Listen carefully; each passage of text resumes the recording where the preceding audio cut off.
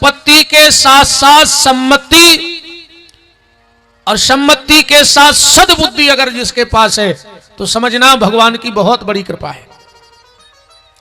कुमति और सुमति,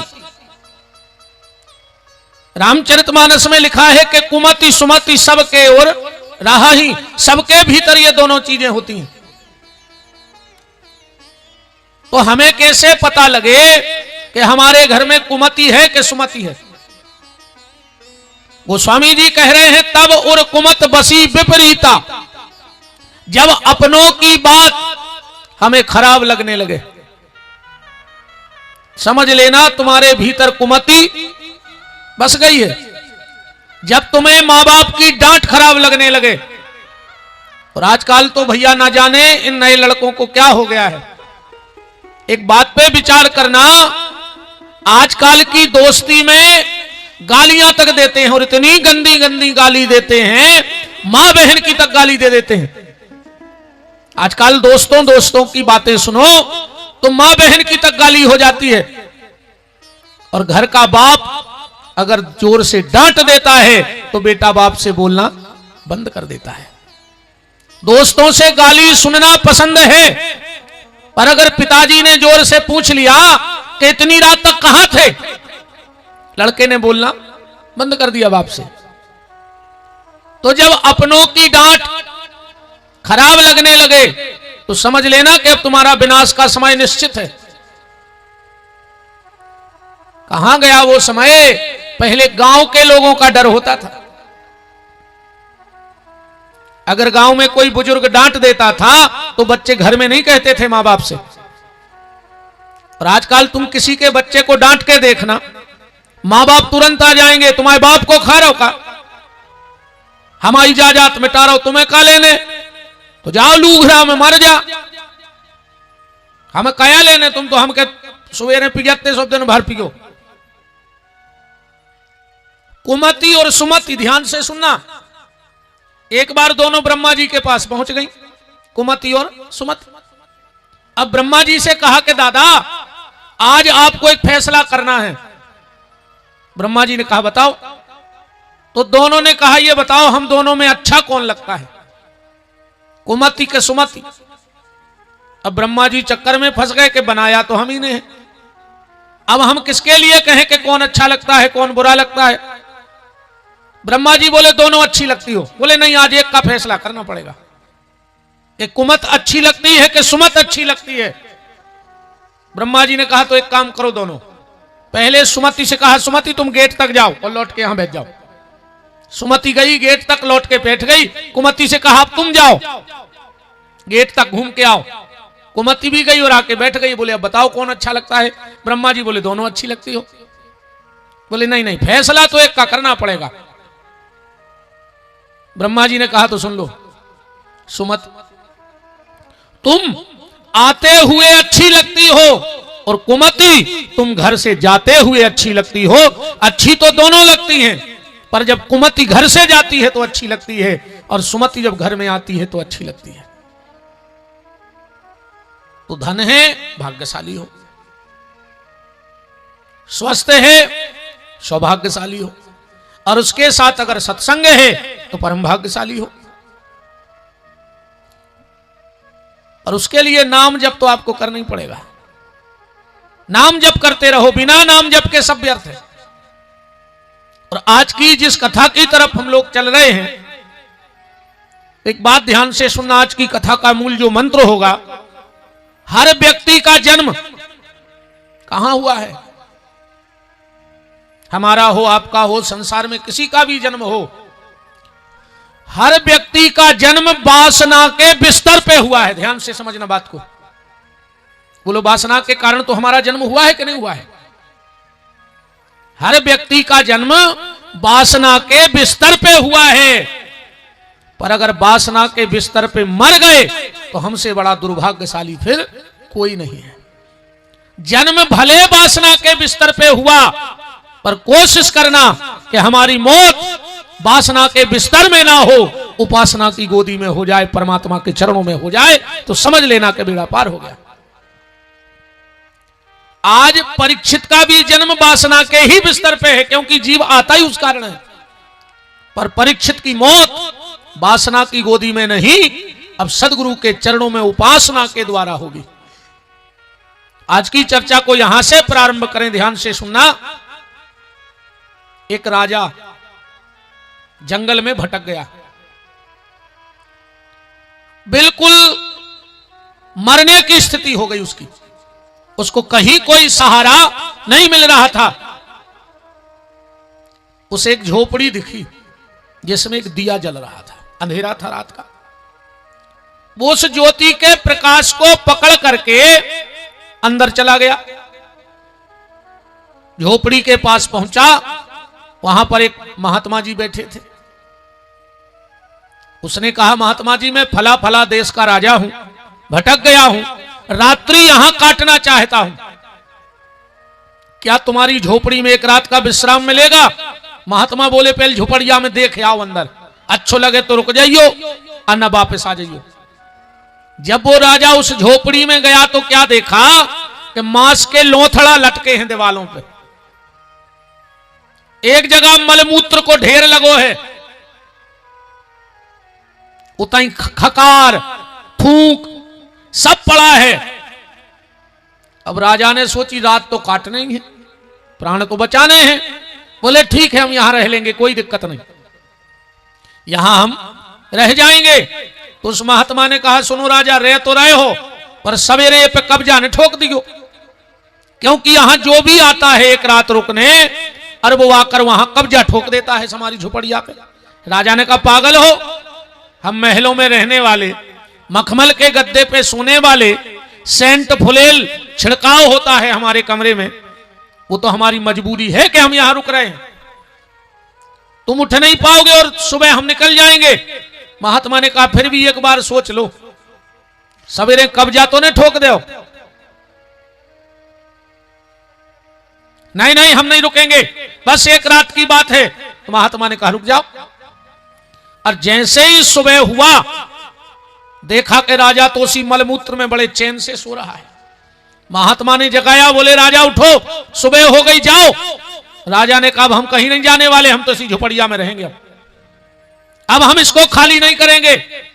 महात्मा ने कहा, देखो हमने तुमसे पहले ही कहा था। अरे बोले, रात गई बात गई, अब क्या मतलब, अब मुझे वो राज्य के सुख नहीं चाहिए, अब इसी मलमूत्र में, मांस के लोथड़ों में, खकार में यहीं रहेंगे। बहुत कोशिश की पर राजा ने वो झोपड़ी खाली नहीं की, तो फिर खींच के बाहर निकालना पड़ा। कहानी इतनी सी है। ये कहानी क्या है?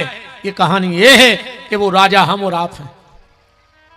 वो झोपड़ी क्या है? बोले ये मनुष्य की देह ही वो झोपड़िया। इसमें क्या है बताओ? भीतर इसमें मलमूत्र भरा है कि नहीं भरा है? खकार भरी है कि नहीं भरी है? मांस के चीथड़े लटक रहे हैं कि नहीं लटक रहे? पर ये आत्मा रूपी राजा कुछ देर के लिए संसार में आया था और इस झोपड़ी पे कब्जा ठोक लिया, अब इसको खाली करना ही नहीं चाहता है। इसको खाली करना पड़ेगा, नहीं करोगे तो जबरदस्ती। आजकल तो लोग एक बात और कहने लगे, अरे महाराज हमें मरवे को टेम नहीं है। अरे राम राम, तुम्हारे पास बिल्कुल भी टाइम ना हो मरने का, पर जब मौत आएगी तो मरना तो पड़ेगा। मौत आएगी तो फिर तुम्हारी चलेगी, फिर तो चलने वाली नहीं है। ऐसी बातें मत किया करो कि हमें मरवे को टेम नहीं है। मरने तो पर है, और भैया ईमानदारी जा है कि मौत की तैयारी करो। आज को आदमी मौत की तैयारी नहीं कर रहा हो, आज को आदमी जन्मदिन मना रहा हो, जबकि तैयारी मौत की बहुत चाहिए। जन्मदिन जगह जगह मनाए जाते हैं, और इतनी तो झूठी बोलत है, आदमी जन्मदिन के दिन सांप आंधरे कर दे। पता है जन्मदिन के दिन का कहते? कहीं तुम जियो हजारों साल। बताओ तुम्हारे रायसेन जिले में आज तक कोई जियो 1000 साल? या बिल्कुल झूठी नोई। कहीं तुम जियो हजारों साल, और आखिरी को शब्द तो इस कदर की झूठी कई साल के दिन हो, कई हजार, तुम्हारे बाप के कैलेंडर तो बनने लगे का है? तुम्हारे घरे छपन लगे कैलेंडर, तुम 1000 दिन को साल बना लियो। अरे 365 दिन की साल होती है, मतलब होती है। अब तुम पूरे गांव के चिल्लाओ, रिश्तेदार चिल्लाओ, नातेदार चिल्लाओ, परिवार वाले चिल्लाओ कि साल के दिन हो कई हजार, तो क्या ये संभव है? भैया तैयारी जन्मदिन की नहीं, तैयारी हो मौत की। आवाज को तना ठीक करो, आज वजन भी पड़ रही हो, साफ भी नहीं आ रही है। राम राम राम। तो कोशिश करो कि हमारे आखिरी की गूंज नहीं चाहना, तो किल गया।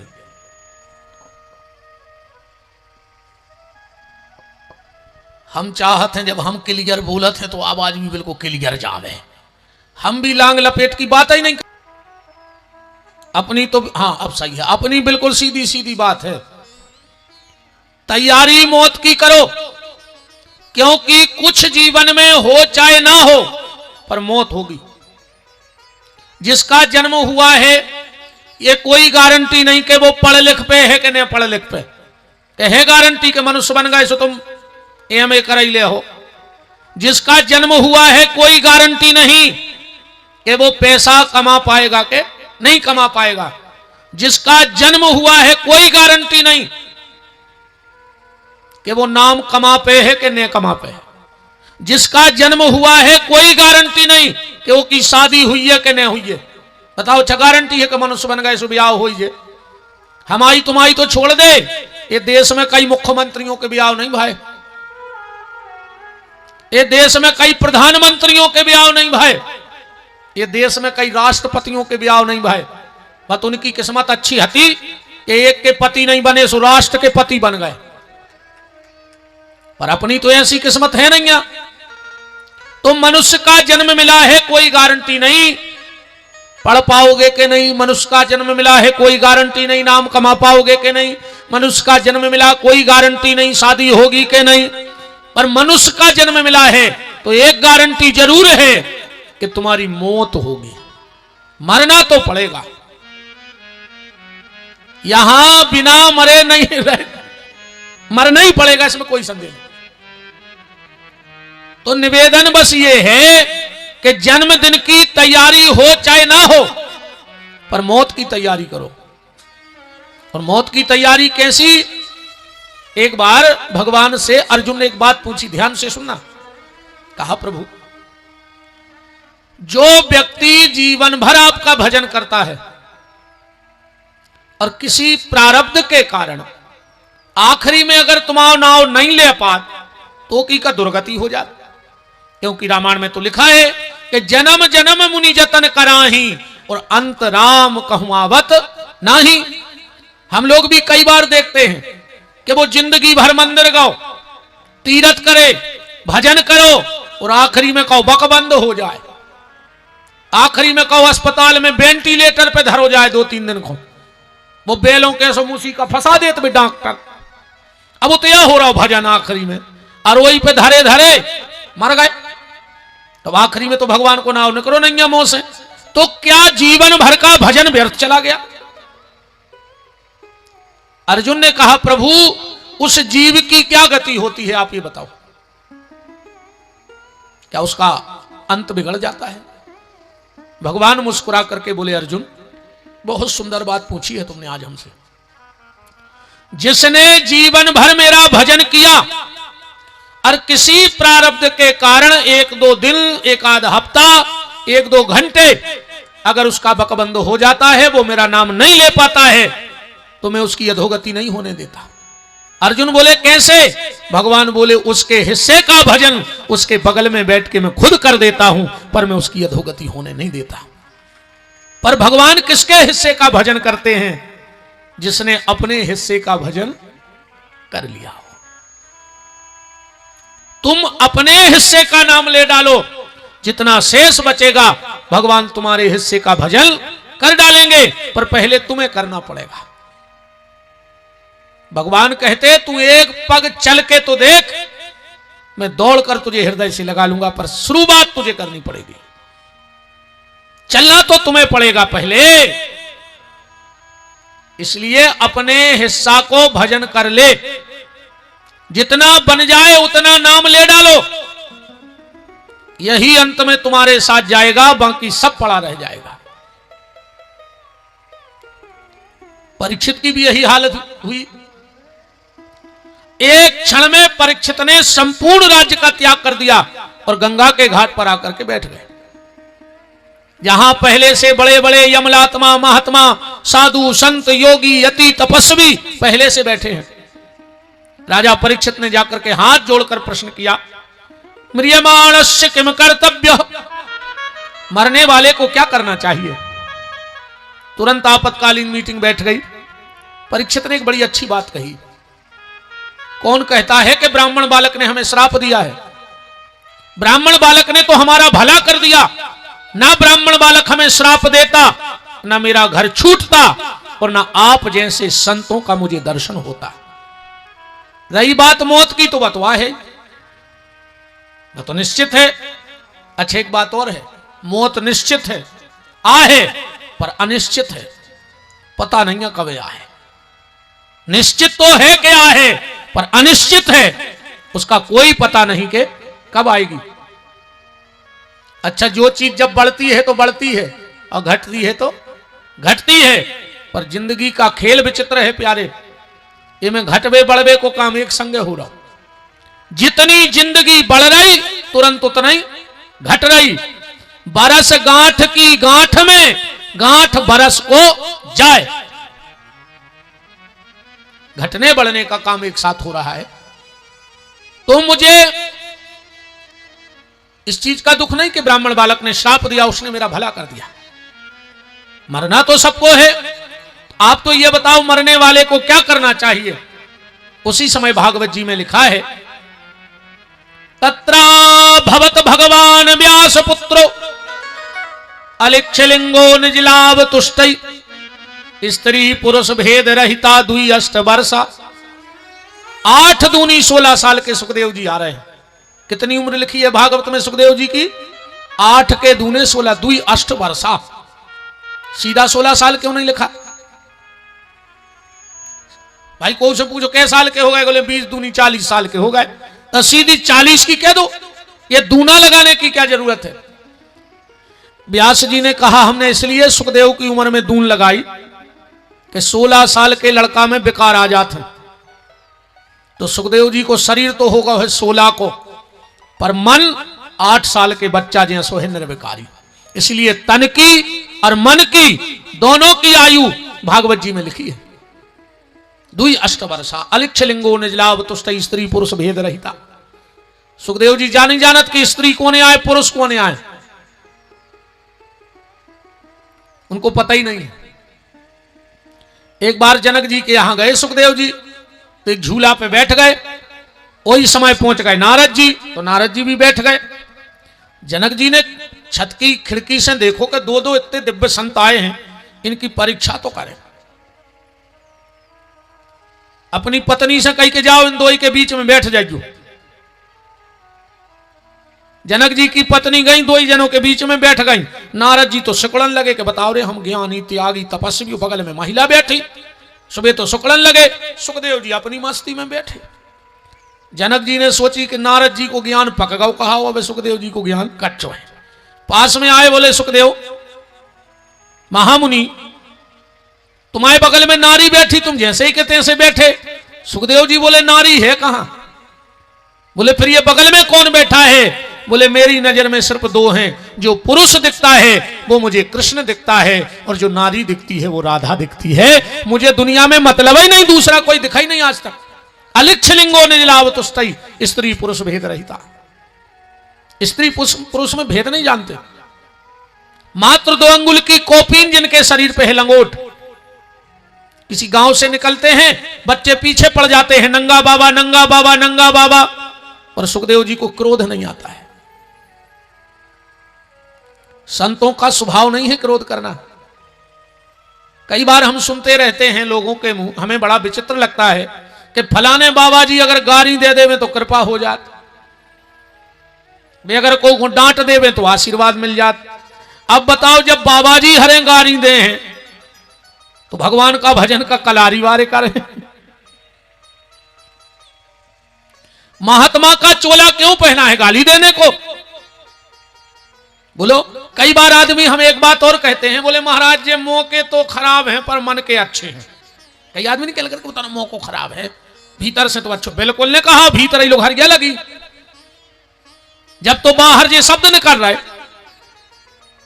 क्योंकि जिसके भीतर जो होता है वो शब्दों के माध्यम से बाहर आता है। आज महफिल में बड़ी रफ्ता भरी होगी, आज महफिल में बड़ी रफ्ता भरी होगी और मुंह से वो निकलेगा जो दिल में लगी होगी। अगर कोई गाली दे रहा है तो भीतर उसके विकार हैं। साधु महात्मा गाली दे शोभा देता है।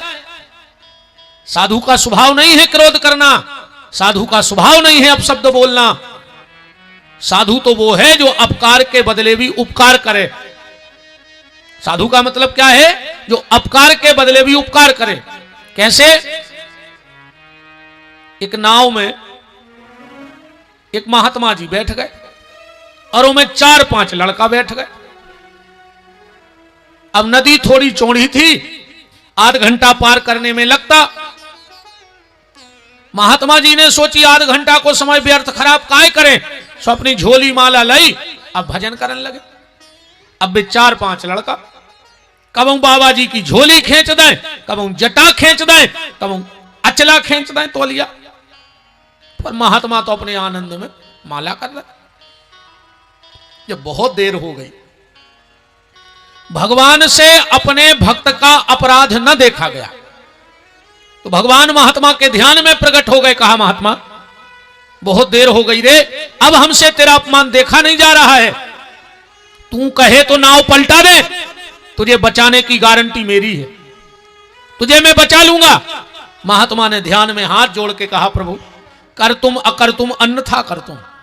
जब तुम सब कुछ करने में समर्थ हो तो नाव पलटने की जरूरत क्या है? भगवान बोले, फिर क्या करें? बोले, इन बच्चों की मति पलट दो कि हमें परेशान ना करें। यह साधु का स्वभाव है। जो साधु को स्वभाव नहीं, कोनो बड़ो सो आदमी आ गो 500 चढ़ा दे, इतनो आशीर्वाद ले ले कि तुम लेने जा पे होते से, तुम्हें बुलाने पर ट्रैक्टर गांव से कितो चाहे ने बताओ। अजय ने पैसा ने चढ़ाए सो मुंह मरोड़ रहा है, तो तुम्हारे घरे फैक्ट्री खुल गई का आशीर्वाद की?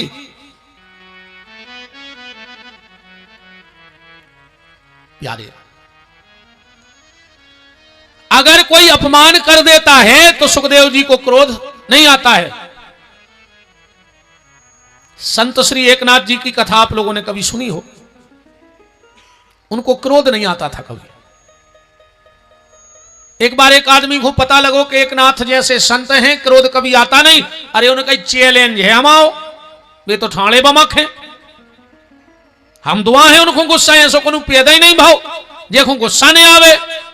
कहां है अबे? बोले माघ का महीना चल रहा है, बनारस गए हैं स्नान करने। वो तो पहुंच गए रे। सुबह सुबह को वक्त एकनाथ जी 4 बजे गए गंगा जी नहावे, अंधेरो हतोई जो तई सिद्धि पे बैठ गओ, मुंह में भर लो पान, अच्छी पीक बन गई। जैसे ही एकनाथ जी निकले ने थूक दा ऊपर। एकनाथ जी फिर नहाया है, इन्हें फिर थूक दो। ये सो 21 बार भाव रे। अब तो आदमी खोई लगन लगो के धिक्कार है यार, बताओ मैंने 21 बार थूको यार, उन्हें देखो तक नहीं जाके कोने थूको, तब तक कुजेलो भी होगा तो तनक। 22वीं बार जैसे एकनाथ जी स्नान करके निकले, वो आदमी का और चरणों में गिर पड़ो। बोले महाराज हमें क्षमा कर दे, मान गए हम तुम्हें। एकनाथ जी बोले काहे की क्षमा मांग रहे तुम? बोले हमने तुम्हारे ऊपर पान थूको। एकनाथ जी बोले अच्छा तुम ही आओगे? इन्हें कही आ गई गुस्सा, आ गई जो तो हमें करने तो आओ, हमें आए का करो हो तुम, हम आओ, हमने थूको है। एकनाथ जी बोले हम तुम्हारे पांव पन्ने। बोले काहे? बोले बताओ माघ की पूने, हम एक बार गंगा नहा के जा रहे तेरे, तेने 21 बार नहवा दा, ने तुम पान थूक दे, ने 21 बार हम डुबकी लगाऊते। ऐसे थे संत एकनाथ जी, क्रोध आता ही नहीं था उनको। एक बार एक के खेत में पहुंच गए। अरे वो तो गदगद हो गए कि एकनाथ जी के चरण हमारे घर खेत में पड़ गए। गन्ना को खेत है तो उन्हें एक गट्ठा गन्ना काट के एकनाथ जी को देता है कि घरे लाए जज्जू खीर बना लियो। एकनाथ जी गए। अब गांव में मकान है तो बिल्कुल आखिरी में, बराई को धरे गट्ठा चले जा रहे। अब जे के घर होने करे कहाँ गए थे? बोले बराई ले, एक हमें दे दे, हमें दे दे। घर नो एक ही बची। घरे गए, पत्नी हती बहुत दुष्ट। कहां गए थे सवेरे से? एकनाथ जी बोले कि तुम्हें खीर खावे गन्ना ले गए थे। कहां है? एकनाथ जी ने गट्ठा पटको, उनको पता कि एक बची। उन्हें उठा के वो गन्ना जब दाव नहीं है एकनाथ की पीठ में धच उतरो। एकनाथ जी बोले जय बिट्ठल, जय बिट्ठल, जय बिट्ठल। घरवारी बोली हमने तुम्हें मारो, तुम बिट्ठल बिट्ठल कर रहे। एकनाथ जी बोले भगवान की कृपा तो देखो कि पूरे गन्ना गांव में ही बट गए, एक ही बचो सो एक ही घलो।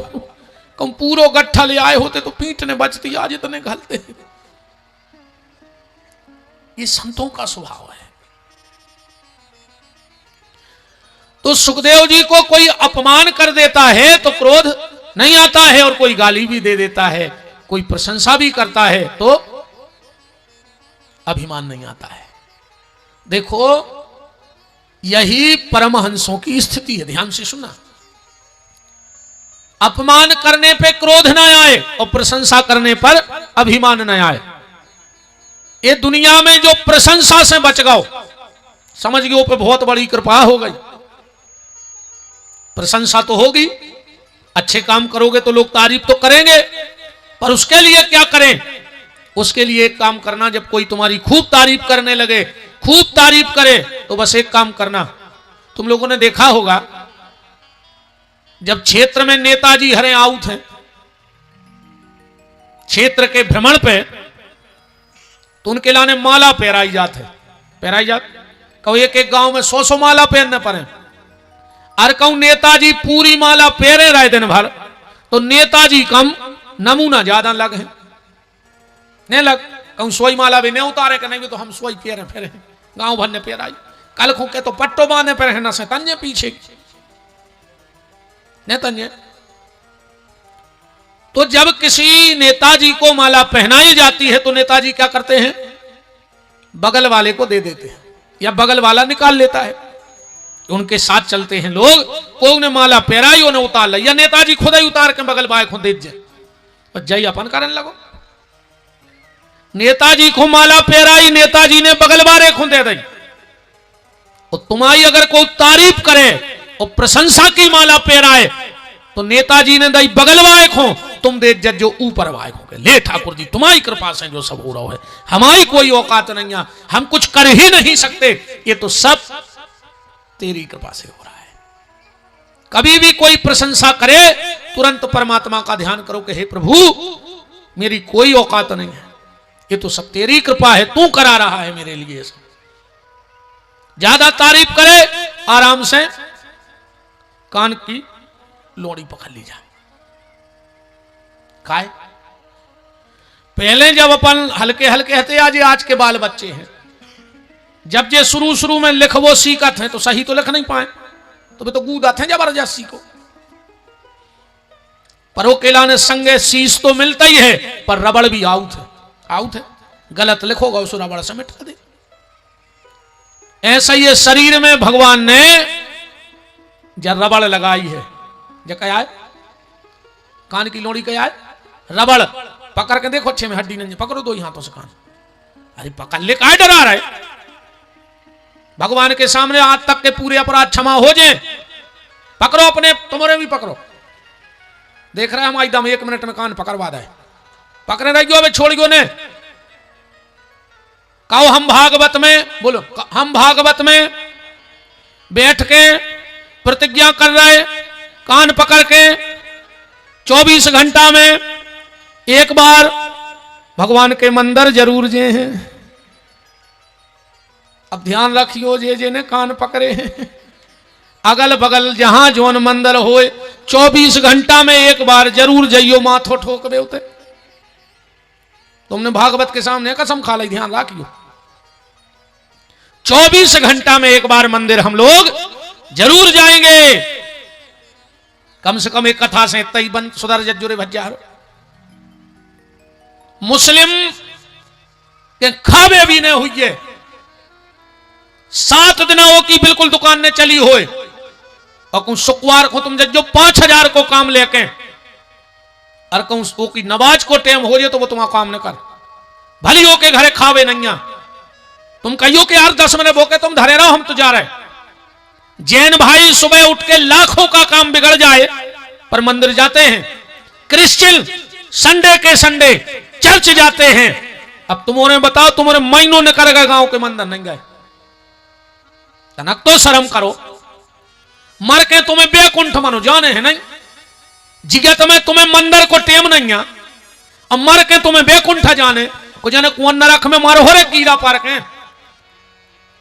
ऐसे होता फोटो पे लिखवा दो कि गोलोकवासी हो गए, ऐसे नहीं जाए गोलोक मोलोक, नहीं ऐसा कोई बेकुंठ जा रहा हुआ के लिए चिट्ठिया पे लिखवा दो कि स्वर्गवास होगा, वो तो बैठा रहे आया है तुम उनको खाए, तुम छोड़ वे गए थे होते नो बब्बा को, पूरी जिंदगी को कर्म करे, दूसरों को सुख से जीवन नहीं दो, वे मर के स्वर्ग जे हैं, कुछ ने कहां सड़ रहे हुए। इसलिए 24 घंटे में एक बार मंदिर जरूर जाओ, मेरा निवेदन है आप सबसे।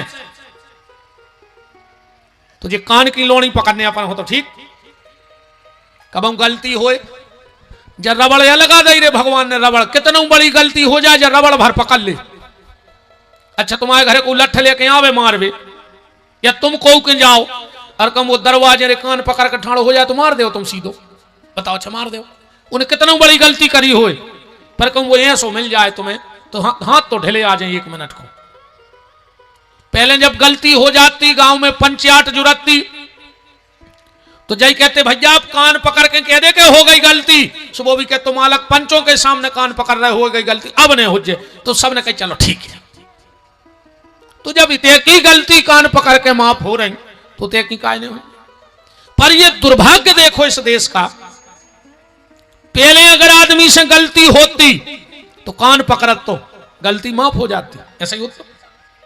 पर आज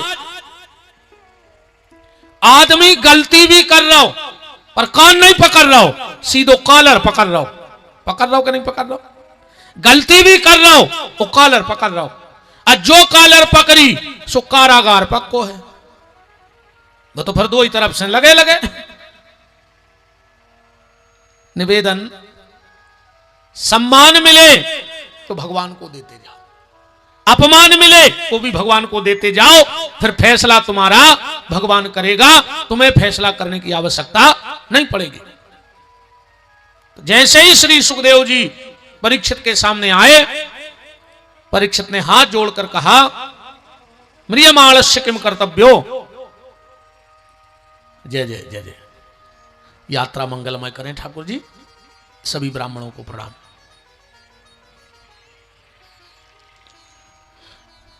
राम को राम।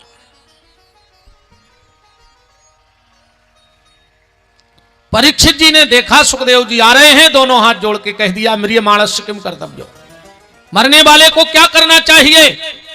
और जो बड़े बड़े संत महात्मा बैठे थे वे उठ के खड़े हो गए, बोले परीक्षित तुम्हें तनक तो विचार करने तो, इतने बड़े संत आए, ने तुमने पांव धुआए, ने हाथ धुआए, ने तिलक लगाओ, ने माला पहराई और अपनी बात रख दी। परीक्षित जी बोले सुनो, जो सुखदेव जी जैसे संत होते हैं वो ज्यादा कहीं रुकते नहीं है, और जीवन में कोई संत मिले तो उससे व्यर्थ का वार्तालाप मत करो, उनसे तो जा पूछ ले कि हम आओ भगवान में मन लगे है कैसे। आज को आदमी महाराज जी बाबा जी संतों के भी जे है तो बड़ी चीज मांग है जो चाय देखो मिल जाता। एक बार श्रीमद रामानंदाचार्य महाप्रभु जी बैठे थे और एक भगत जी आ गए, चरणों में प्रणाम करो, रोवे बैठ गए। महाप्रभु जी बोले रो काय रहे, अरे बोले हम 20 साल से जुड़े, 10 साल से तुम्हारे लगा और हमारे तो वो औलाद नहीं है। महाप्रभु जी बोले कि हम औलाद देवे बाबा भाई, भीतर जाओ भगवान से कहियो। मंदिर में गओ, इतनों रो लाख सुनाई उन्हें भगवान को। इतने में रामानंदाचार्य महाप्रभु जी को होगा समय, छूट के चल दो। 10-20 महात्मा पीछे हो गए। अब वो आदमी भी संगे संगे निगल लगो, जो बाल बच्चे मांग भी आओ तो थोड़ी दूर आगे गए और महाप्रभु जी वहां से आओ। बगल में एक शिष्य चल रहे थे, हाथ जोड़ के बोले महाप्रभु जी जा बताओ आप हंसे क्यों? क्योंकि संतों का हंसना भी कोई कारण होता है। महाप्रभु जी बोले नहीं नहीं वो तो ऐसा ही हंसी आ गई। बोले नहीं बताओ कछु तो कारण है, आप बिना कारण के हंसा ही नहीं सकत। तो महाप्रभु जी बोले कि तन्ना बगल में देखियो एक सुंगरिया चली जा रही थी रे, और ओके पीछे 10-12 ओके बाल बच्चे गदबद्धाए थे। बोले हमें एक हो देख के हंसी आ गई। बोले काहे? बोले जा कौन मंदिर गई थी के पीछे 12-12 गदबद्धा है। बताओ आदमी भगवान के मंदिर में जाके वह चीज मांगा थे जो कुकारियों सुकारियों को सहज में प्राप्त हो जाए। ये संतान संपत्ति ये तो सहज में प्राप्त हो जाएगी। कभी संत मिले तो उनसे तो परमात्मा तक पहुंचने का रास्ता पूछ लो कि मेरा भजन में मन कैसे लगेगा, हम भजन कैसे करें। कैसे जा बात और को पूछे ने, तुम तो आज इतने जने बैठे एक जने खड़े होकर बता दो। कब तुम्हारे रिश्तेदार ने तुम्हें फोन लगाओ और पूछी कि काहे मंदिर जात हो के नहीं, रामायण पढ़त हो के नहीं, ये तो फोन लगा कर जाई के थे कौन सी बोनी कर रहा है, बराई कैसी बिकी, धान कैसी पजी का छपे भी उताई गड़े। तो जे को जहां हुई है वो ते की चर्चा करे कि नहीं करे। किसी ने पूछा तेरा परिवार कितना है, किसी ने पूछा तेरा मालोजार कितना है, पर किसी ने यह नहीं पूछा कि प्रभु से प्यार कितना है। संतों से व्यर्थ का वार्तालाप नहीं करना चाहिए, उनसे तो भजन की पूछो बस। सुखदेव जी इतने गदगद हो गए परीक्षित की बात पे कि स्तुति कर वो ही भूल गए। सुखदेव जी ने स्तुति नहीं करी, ने जय बोली, ने सीताराम, ने राधे, कुछ नहीं, सीधी कथा चालू कर दी। सुखदेव जी के मुंह से कौन सा शब्द निकला? पहला 2 स्कंद, पहलो अध्याय, पहलो श्लोक और पहलो शब्द सुखदेव जी बोल रहे हैं भागवत के बरियाने सते प्रश्न कृते लोको हितम नृप आत्मा विततम शाम पुंसा श्रोता या दिशुया परा। परीक्षित तस्मत् भारत सर्वात्मा भगवान ईश्वरो हरि। परीक्षित जी को क्या कहा श्री सुखदेव जी ने? भारत, भारत नाम से बुलाया। अच्छा भगवान कृष्ण भी अर्जुन को क्या कह रहा है? भारत। यदा यदा ही धर्मस्य ग्लानिर्भवत भारत अभ्युत्थानम् अधर्मस्य तदात्मानं सृजाम्यहम्।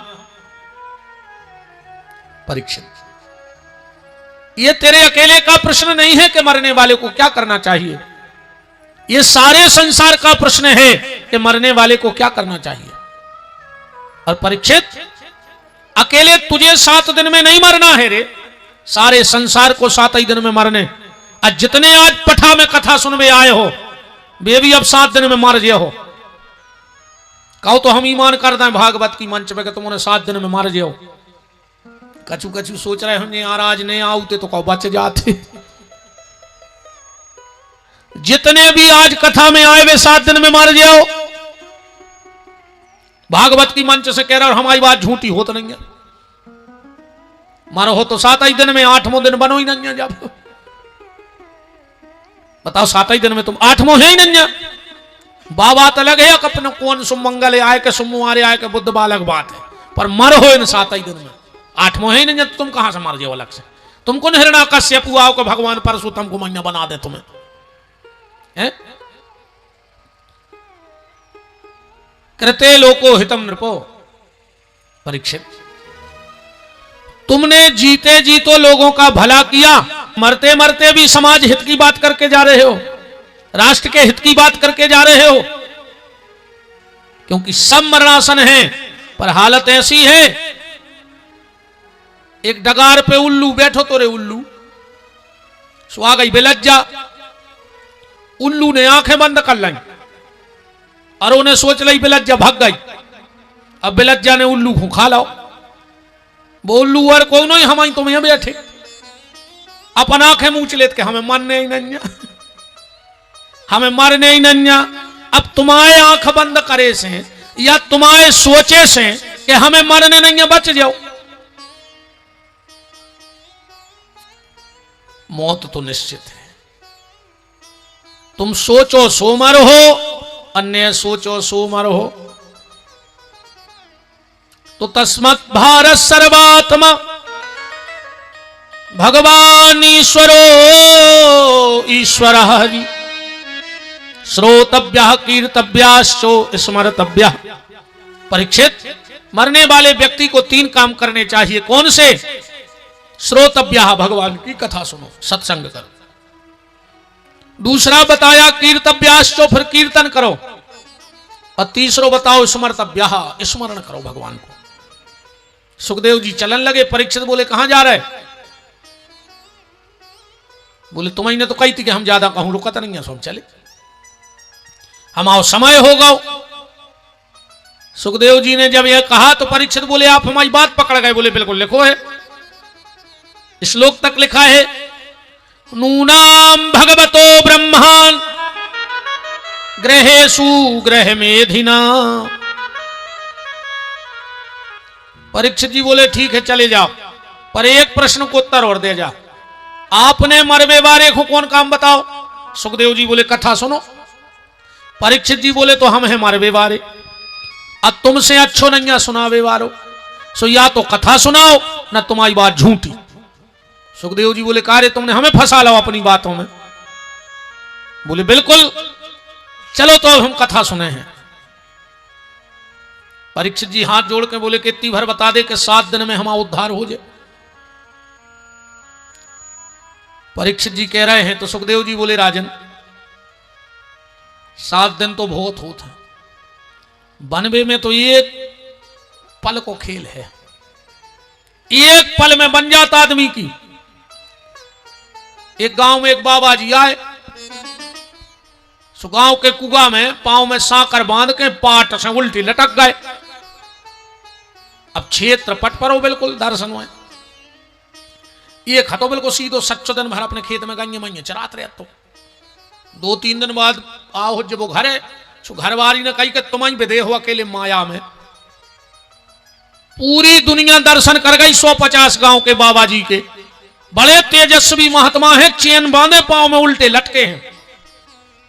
वो तो सीधो सच्चो से पूछ गया कि लो काय बाबा जी तुम उल्टे काय लटके हाँ पांव में सांकर बांध के?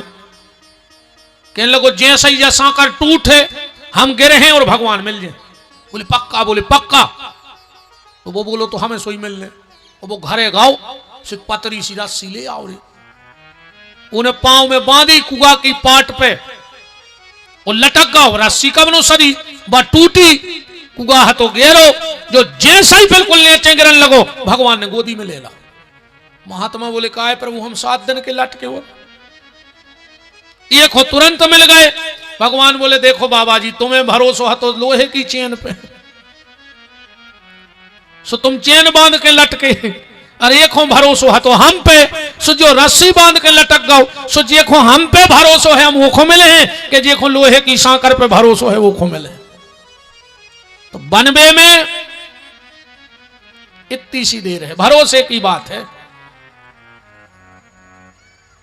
परीक्षित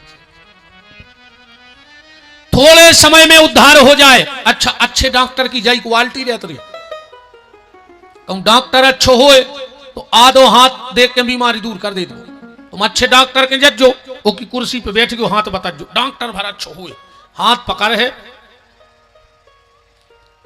अरे यार तुम्हें है कहा यार, तुम हर हफ्ता आ जात हमारी जान खावे, अब तुम्हें कुछ नहीं ले ये ताकत की 2 गोली लें और बने जो हमारे थे। अब चाहे वो घरे जाके मर जाए, मनो वो सिलवानी में चाट खा ले। डॉक्टर ने कह दिया हमें कुछ भी नहीं, हम तो बिल्कुल ठीक है। अच्छे डॉक्टर की क्वालिटी है।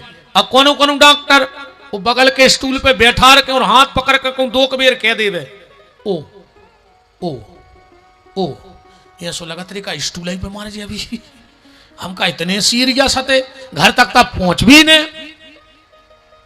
डॉक्टर 2-3 बेर के भर देवे ओ अपने आप ब्लड प्रेशर बढ़न लगत, अपने आप पेट भड़भड़ान लगत, अपने आप हाथ पांव कपन लगत के अब नहीं बच रहा है, हम बहुत सीरियस कहा है। और जारे भगवान की कृपा जानियो, 2 जनों तुमने ढूंढ रहे हो इस क्षेत्र में और 1 जनों तुम्हें ढूंढ रहा हुए, तो आज अच्छी 2 रोटी ज्यादा खा जो तुम पे भगवान की पूरी कृपा कहाई। हाँ आज अच्छी 2 रोटी ज्यादा खा लियो, 2 जनों तुमने ढूंढत हो और 1 जने तुम्हें ढूंढ रहे हो। वकील खो और डॉक्टर खो तुमने ढूंढ रहे हो, वकील खो और डॉक्टर खो तुमने ढूंढ रहे हो, और पुलिस वाले तुम्हें ढूंढ रहे हो, तो जान लियो तुम भारी सुखी कहा है। पुलिस वाले तुम्हारा पता लगाए ने आके कहा फलाने नाव को आदमी है का गांव में, समझ लियो लफड़ा है। सुखदेव जी बोले परीक्षित के चिंता न करो राजन, 7 दिन अभी बाकी है, पल ही पल में परलोक प्राप्त होता है। खड़बांग से राजा का मोक्ष 2 घड़ी में हुआ, तेरा तो शरीर अभी 7 दिन तक बाकी है।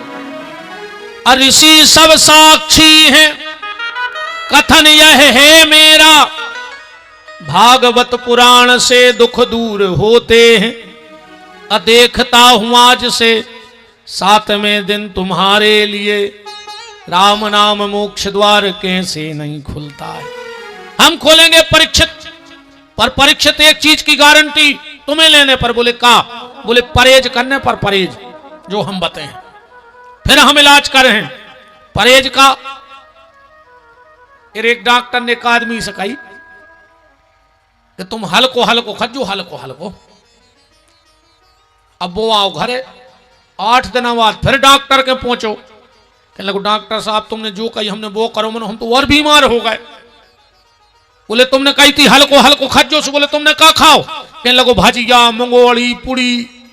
कहले कारे जो हल्को आए, कहने लगो वो यतरा रहा हो तो तेल पे। तो हमने सोची जो ही कहा हल्को खाना,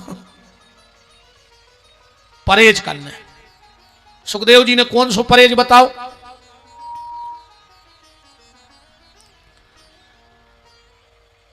चिंता भर न करियो, चिंता ना करो राजन।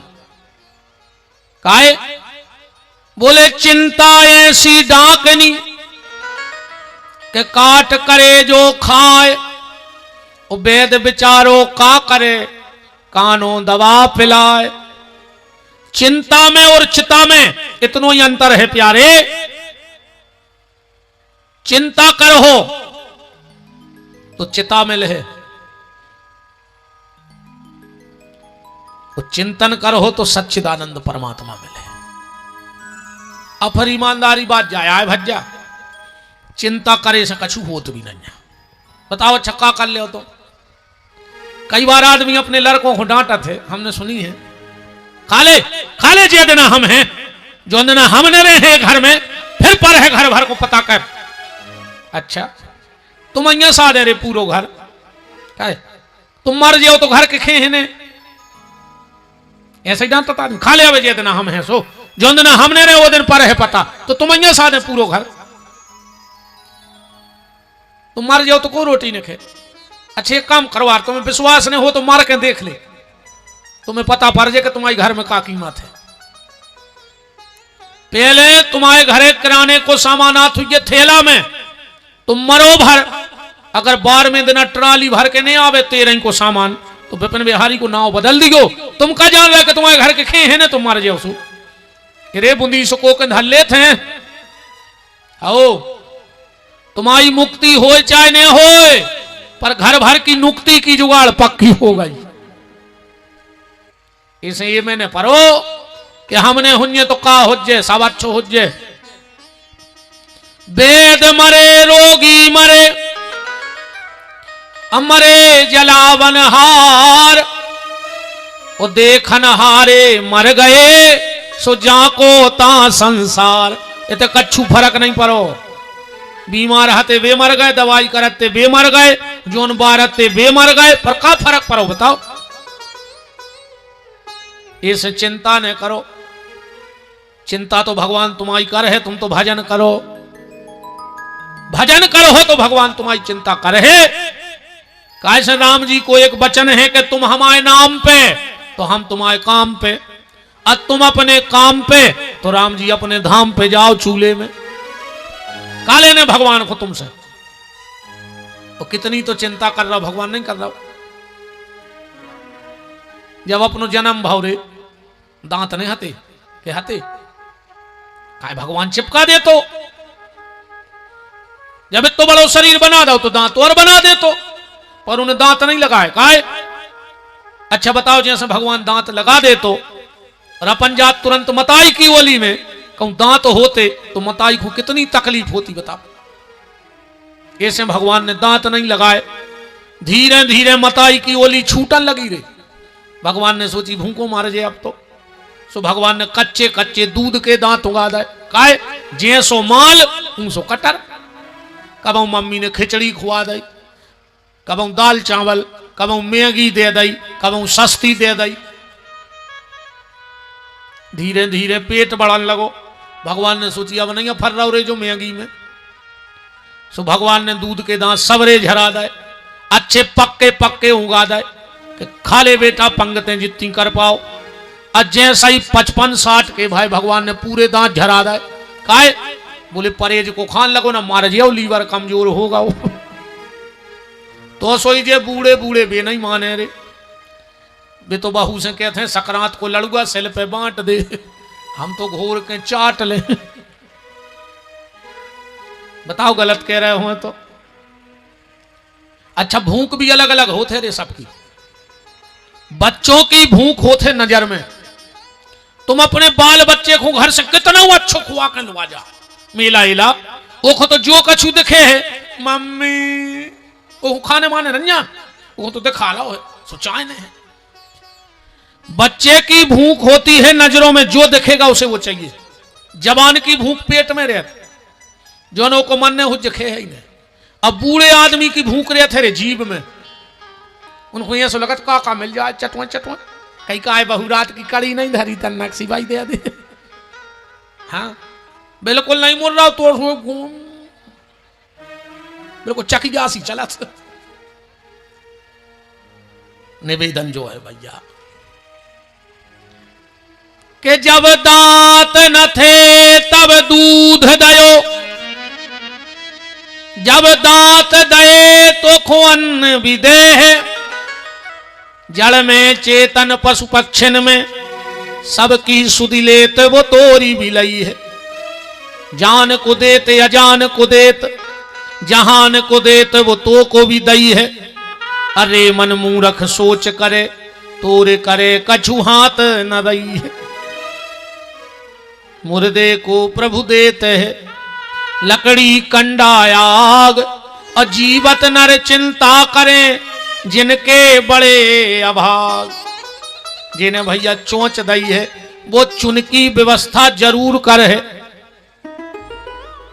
वो की दुनिया में भूखे उठत तो सब हैं, पर वो भूखो सोन को खो नहीं देते, कहूं ने कहूं से व्यवस्था बनाई देते। ऐसे कि फिकर करना रे बंदे बेकार है, कि फिकर करना रे बंदे बेकार है। अपनो मालक खबरदार है, फिकर करना रे बंदे बेकार है। अपनो मालिक खबरदार है, फिकर करना रे बंदे बेकार है।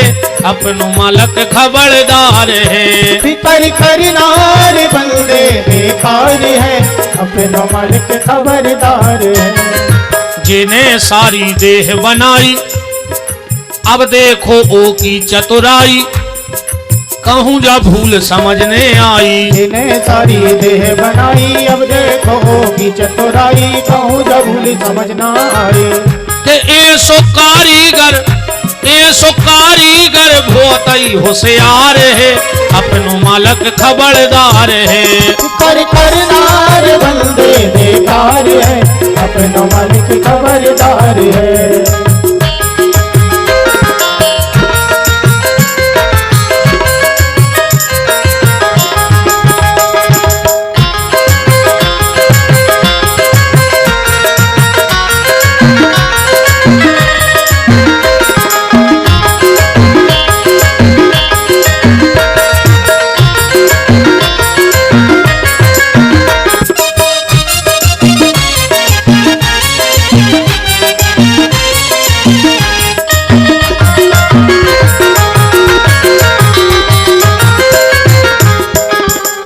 अरे जक्की सुध ले लेवे सबके लाने भोजन देवे ओके पीछे खुद खा लेवे। अरे जबकि सुध ले लेवे सबके लाने भोजन देवे ओके पीछे खुद खा लेवे। एक देता और खावे संसार है अपनो मालक खबरदार है। कर करनार बंदे बेकार है अपनो मालिक खबरदार है। हरि बोल।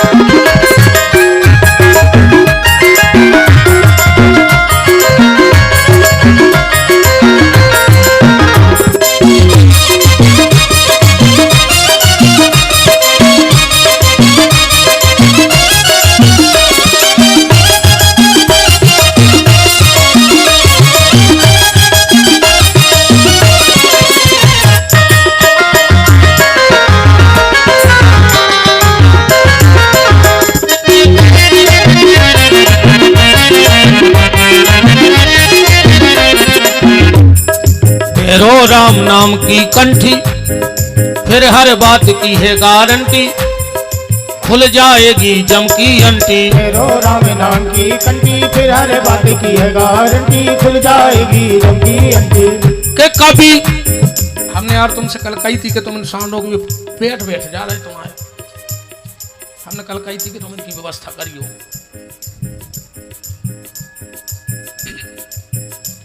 तन्ना जोर से चिल्ले आदेश अब उन्हें खुदा आओ करो तुम अभी तो हम पे तो गए हैं बार तुम्हारे सामने लास्ट ही जान लू बिल्कुल। पेरो राम नाम की कंठी फिर हर बात की है गारंटी खुल जाएगी जम की अंटी। पेरो राम नाम की कंठी फिर हर बात की है गारंटी खुल जाएगी जम की अंटी। के कभी चंद्रभान प्रभु के आधार है अपनो मालक खबरदार है। कर करनार बंदे बेकार है अपनो मालिक खबरदार है। फिकर करनार बंदे बेकार है अपनो मालक खबरदार है। कर करनार बंदे बेकार है अपनो मालिक खबरदार है। तो चिंता न करो राजन 7 दिन अभी बाकी है पल ही पल में परलोक प्राप्त होता है। परीक्षित तुम चिंता मत करना। अब हम तुम्हें कथा सुनाएंगे पर 4 चीजों का ध्यान रखना कथा में। कौन कौन सी 4 चीजें? जितासनो सबसे पहले आसन। आसन जीतो चाहिए पहले तो अगर भजन करने हैं तो। बिना आसन जीते भजन हो ही नहीं सके। आदमी बीच बीच में कथा में उठत है उठोने चाहिए और उठत कितने खो हैं तन्ना मुंह में लू घरा देवे। बताओ यार 3.5 फुट के आदमी को 3 इंच की बीड़ी उठा ले जात बीच में से पंडाल के पीछे गए मुंह में दाव लू घरा और फिर भाग आए। अब 3 घंटा को बीड़ी तो तुमसे छूट नहीं रही। आसन जीतो जितासनो फिर जित श्वासो योग की क्रिया कुंभक रेचक और पूरक के द्वारा योग का मार्ग देखो।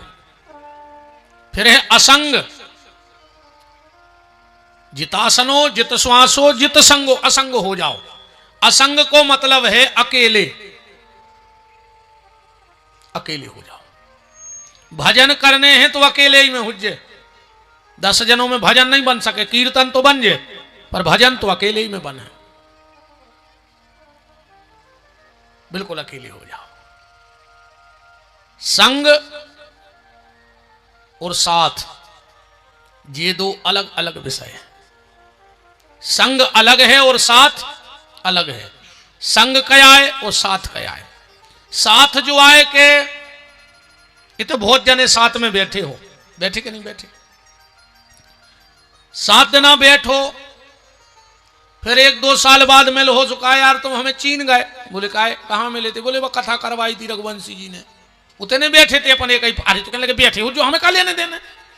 तो अब अपन साथ बैठे हैं पर संगे नहीं आ। साथ होता है बगल में और संग होता है हृदय में। ध्यान से सुनना, संग वो है जो हृदय में है, चाहे 20 साल बाद मिले फिर भी पहचान जाओ, पर साथ वालों को नहीं पहचानते, पर संग वालों को पहचान लेते हैं।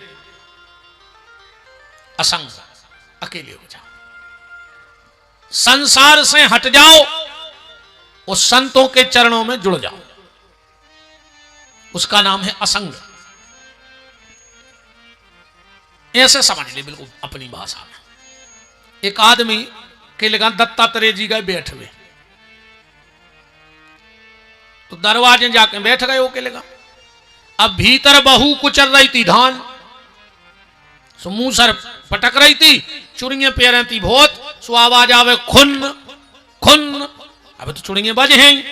वो बहू ने सोची कि बताओ हमारे दादा से मिलवे कौन बाबा जी आए, और अगर चुड़ियों की आवाज बाहर जे है तो बाबा जी का सोचे कहीं इनके घर में मान मर्यादा नहीं है। हमने कल कही थी ना पहले, बहुत मान मर्यादा थी।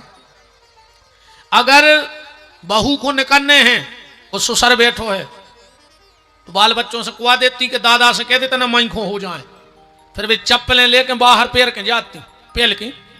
आज की कहूं ससुर मैंखो ने हुज्जे तो वे मूड पे लात धर के बमक जे न बाल आते हैं ससुर की पीठ में क्यों को नकडंडो छुल जे। हाँ, बहुत तरक्की करी है। पहले मजाल है कि सिर को पल्ला कंधा पे आ जाए, और आज मजाल है कि कंधा को पल्ला सिर पे चलो जाए। बहुत तरक्की करी अपन ने। ये पूरी लोग हरियारे फिल्मी गानों में लग गई। बहुत पहले एक गाना आओ तो ओढ़ ली चुनरिया तेरे नाम की, सब ठीक ठाक चल रहा हो तो फिर एक गाना बनो सर की जो सर से वो धीरे धीरे सत्यानाश हो गई, धीरे धीरे लोग हरिया लग गई। नहीं हो गई। एक बात हमारी ध्यान से सुन लियो बहन जी, हेलो, बिटिया चाहे मायके में होए चाहे सासरे में, 4 जगह कबू खाली से रहने जाइयो। अगर ब्याह होगा हुए भरी पूरी हो तो 4 जगह सिर पे बिना पल्लो डारे ने जो भूल के जे के घरे मौत भाई हो 13 दिन तक अगर वो के घरे जाने पड़े, और मोड़ी मायके में भी जा रही है तो सिर पे दुपट्टा डाल के जाए, वरना उसके पति को जीवन में भयंकर कष्ट भोगना पड़ेगा। जे के घरे सोरसू तक होए बाल बच्चों भाव हुए, अगर वो के घरे भी अगर तुम जाओ तो सिर पे पल्लो डाल के जाइयो 10 दिन तक, न तुम्हारे बाल बच्चों दुखी रहे। तुम्हारे गुरुजी जो उनसे तुमने दीक्षा ली हो तुम्हें मिल जाए, तुरंत सिर पे पल्लो डाल ले। और कबू भी भगवान की कथा और भगवान के मंदिर में जाऊ करे तो सिर पे पल्लो डाल के बैठू करे, चाहे माँ के ही में कथा सुन रही हो। अब इन गड़ रही हो तो ओढ़ ले, गड़ रही हो तनक न फिर कछू नहीं। अब सब में लोग हर के लगी सोते साई तनक तो मान मर्यादा रहा, बहुत मान मर्यादा हती रे पहले। अब जो बैठे दादा हले इनसे पूछो, अगर खुद को बाल बच्चों ओली में लाए हैं, अगर बड़ो भज जाए आगो बाप तो बाप का हाथ तो पहले, तो खुद की औलाद उठा के मां फेंक दे। इतनी मर्यादा चलती। बड़े भज्जा कई सियाने बैठे हुए इनमें दादा रहे, इनने अपने बड़े भज्जा के सामने अपनी औलाद से न खिलाओ जो बोले नहीं। हमारे बड़े पिताजी चले गए दुनिया से, पर जब तक भी रहे हमारे पिताजी हमसे बोले ही नहीं उनके सामने। हम अपन तो बच्चा हते जानत नहीं हते तो पापा उठ के भाग जाते होते से। आज के भैया हरे हम रहे अस्पताल में लाए फिरत पप्पू पप्पू बेशरम तने चींथरा डाल ले रे नाक पे, बिल्कुल ही राक्षस हो गए। मान मर्यादा में लोग हर गई लगा दी। तनक तो इंसानों जैसे रहो रे, भगवान ने जैसे बनाए आदमी बनाए हैं तो आदमों घाई रहो रे, अपन हो गए जानवर। मान मर्यादा बची नहीं है, बताओ अच्छा बची हो तो कोशिश करियो रे, जितनी बची रे वे उतनी अच्छी है। बचाइयो जितनी बचा पाओ। तो जिता सनो जित श्वासो जित संगो जितेंद्रिय बहु धान को चल रही थी। उन्हें एक चुरिया उतारी मुंह सरपट को आवाज आई, दूसरी चुरिया उतारी मुंह सरपट को आवाज आई। जब हाथ में एक चुरिया बची आवाज वो बंद होगा। दत्तात्रेय जी देख रहे थे, भीतर गए, वो बहन के हाथ जोड़ के बोले कि बेटा आज से तुम हमारी गुरु। बोले काहे? बोले हमें ज्ञान मिल गया कि एक चुरिया घाई रहने पर है तो आवाज नहीं आहे, और मुत की चुरिया रहे तो आवाज आए। भजन करने तो असंग अकेले। जितासनो जित श्वासो जित संगो जितेंद्रिय, और अपनी इंद्रियों पर विजय प्राप्त करो। मन को अपने हिसाब से चलाओ, तुम मन के हिसाब से मत चलो। अगर तुम मन के हिसाब से चलोगे तो कभी मनमोहन तक नहीं पहुंच पाओगे, और अगर तुमने मन को अपने हिसाब से चला लिया तो गारंटी है मनमोहन से मिलने में देर नहीं लगेगी। अब परीक्षित जी ने प्रश्न किया कि दुनिया बनाने वाले का तेरे मन में समाई, तूने काहे को दुनिया बनाई, तूने काहे को दुनिया बनाई, तूने काहे को दुनिया बनाई, तूने काहे को दुनिया बनाई। राम जो आए फिल्मी गाना जो हम गा रहे थे, जैसे कुछ सुकर दे बजिया सुहातो, जो फिल्मी गाना आए जो हम गा रहे थे, पर बिल्कुल बात जाई पूछी परीक्षित जी ने सुखदेव जी से कि भगवान के मन में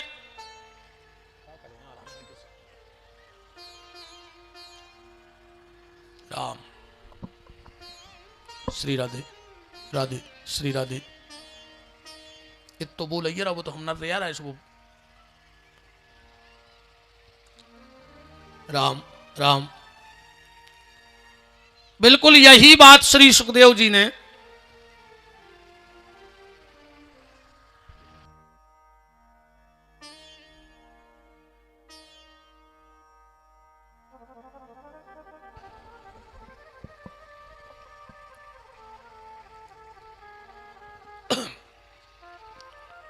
राम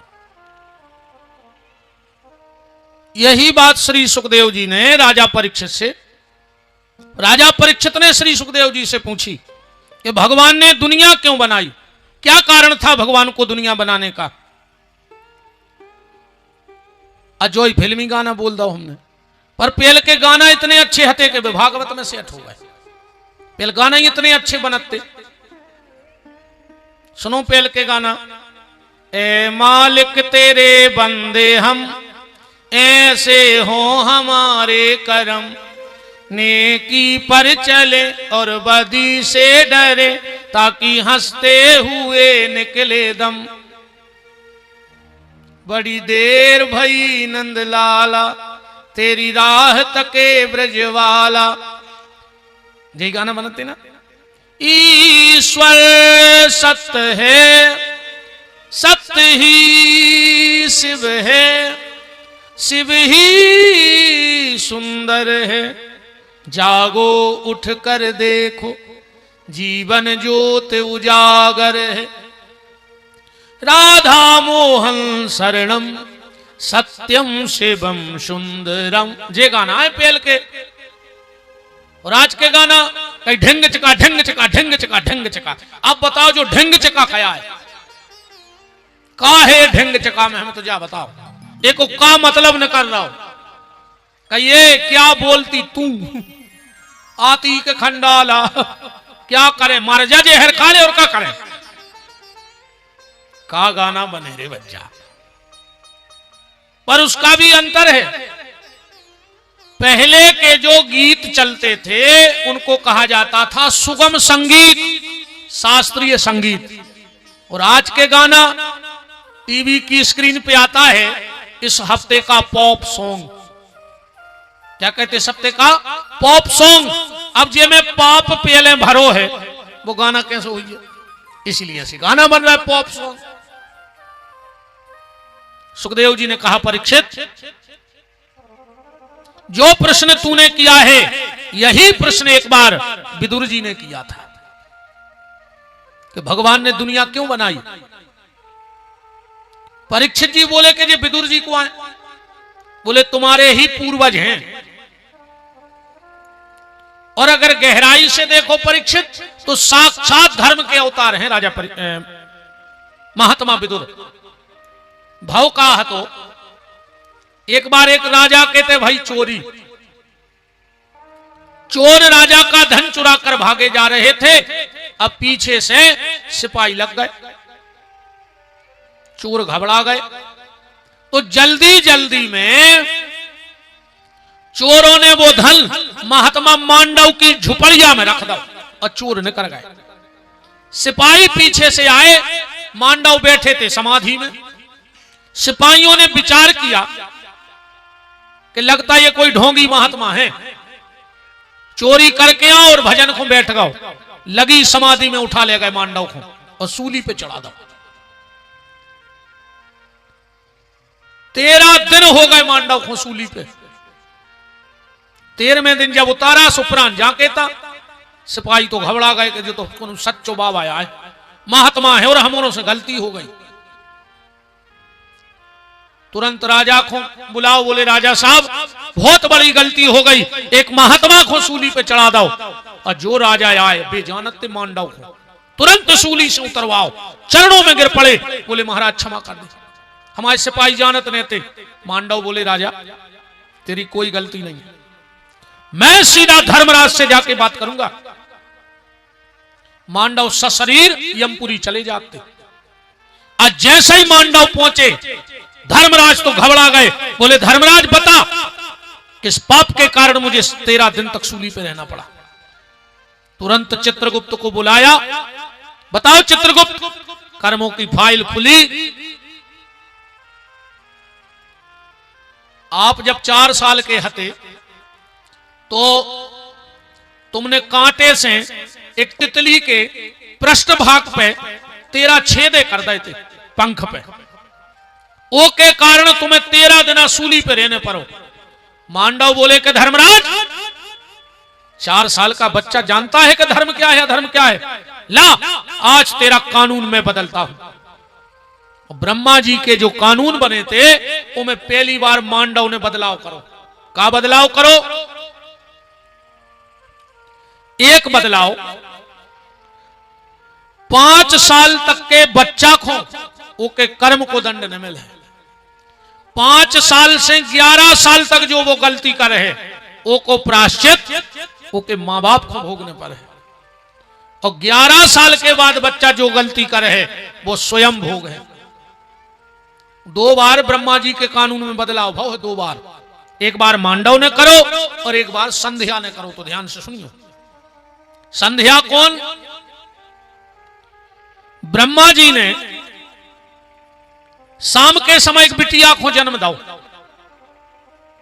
भाई इतनी सुंदर हती कि ब्रह्मा जी अपनी बिटिया को जन्म देके कोई पे मोहित हो गए। और बिटिया को बड़ी शर्म लगे है, उन्हें घर छोड़ दो। जंगल में जाके बैठ के रो रही। और जैसे ही संध्या गई तो ब्रह्मा जी को भी बड़ो दुख भाव के हमने क्या करो। बताओ अपनी बिटिया पे मोहित हो गए। अब गलती तो हो ही गई पर वो बिटिया को बचाएं कैसे? तो ब्रह्मा जी ने तुरंत वशिष्ठ ऋषि को प्रकट करो अपने शरीर से और कही के जाओ संध्या को समझा के आओ।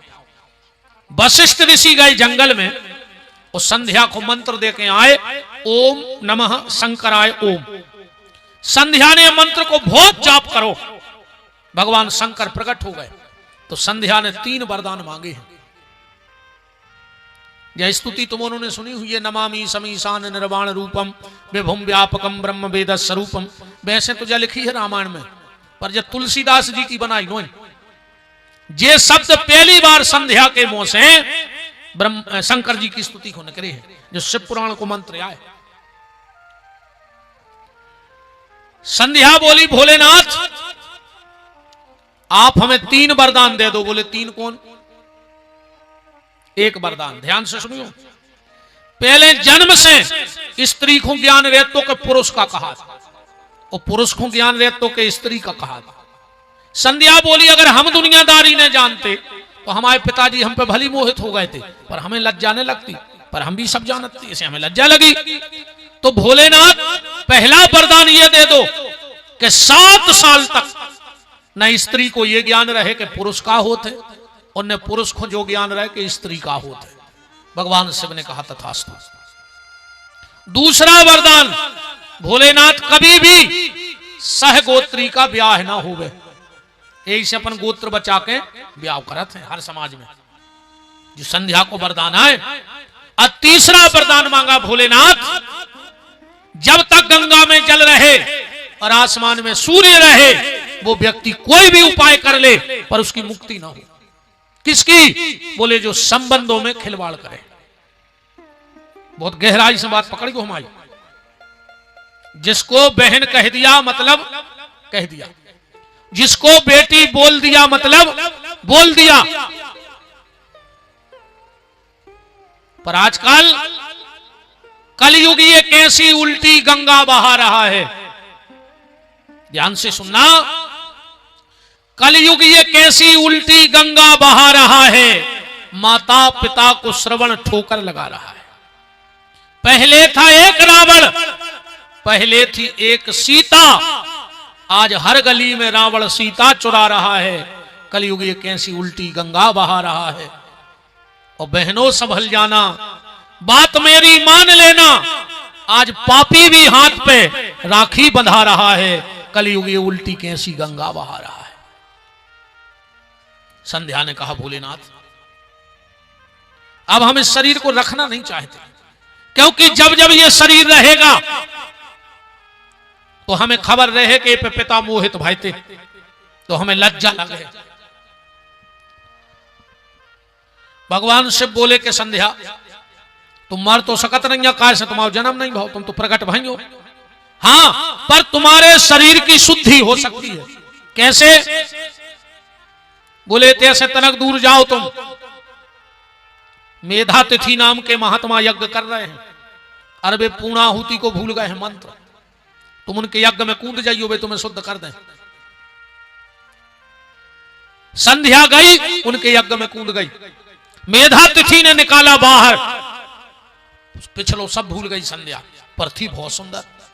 वही समय निकले सूर्य नारायण, ध्यान से सुन जाइयो, अच्छी बात बता दें राम।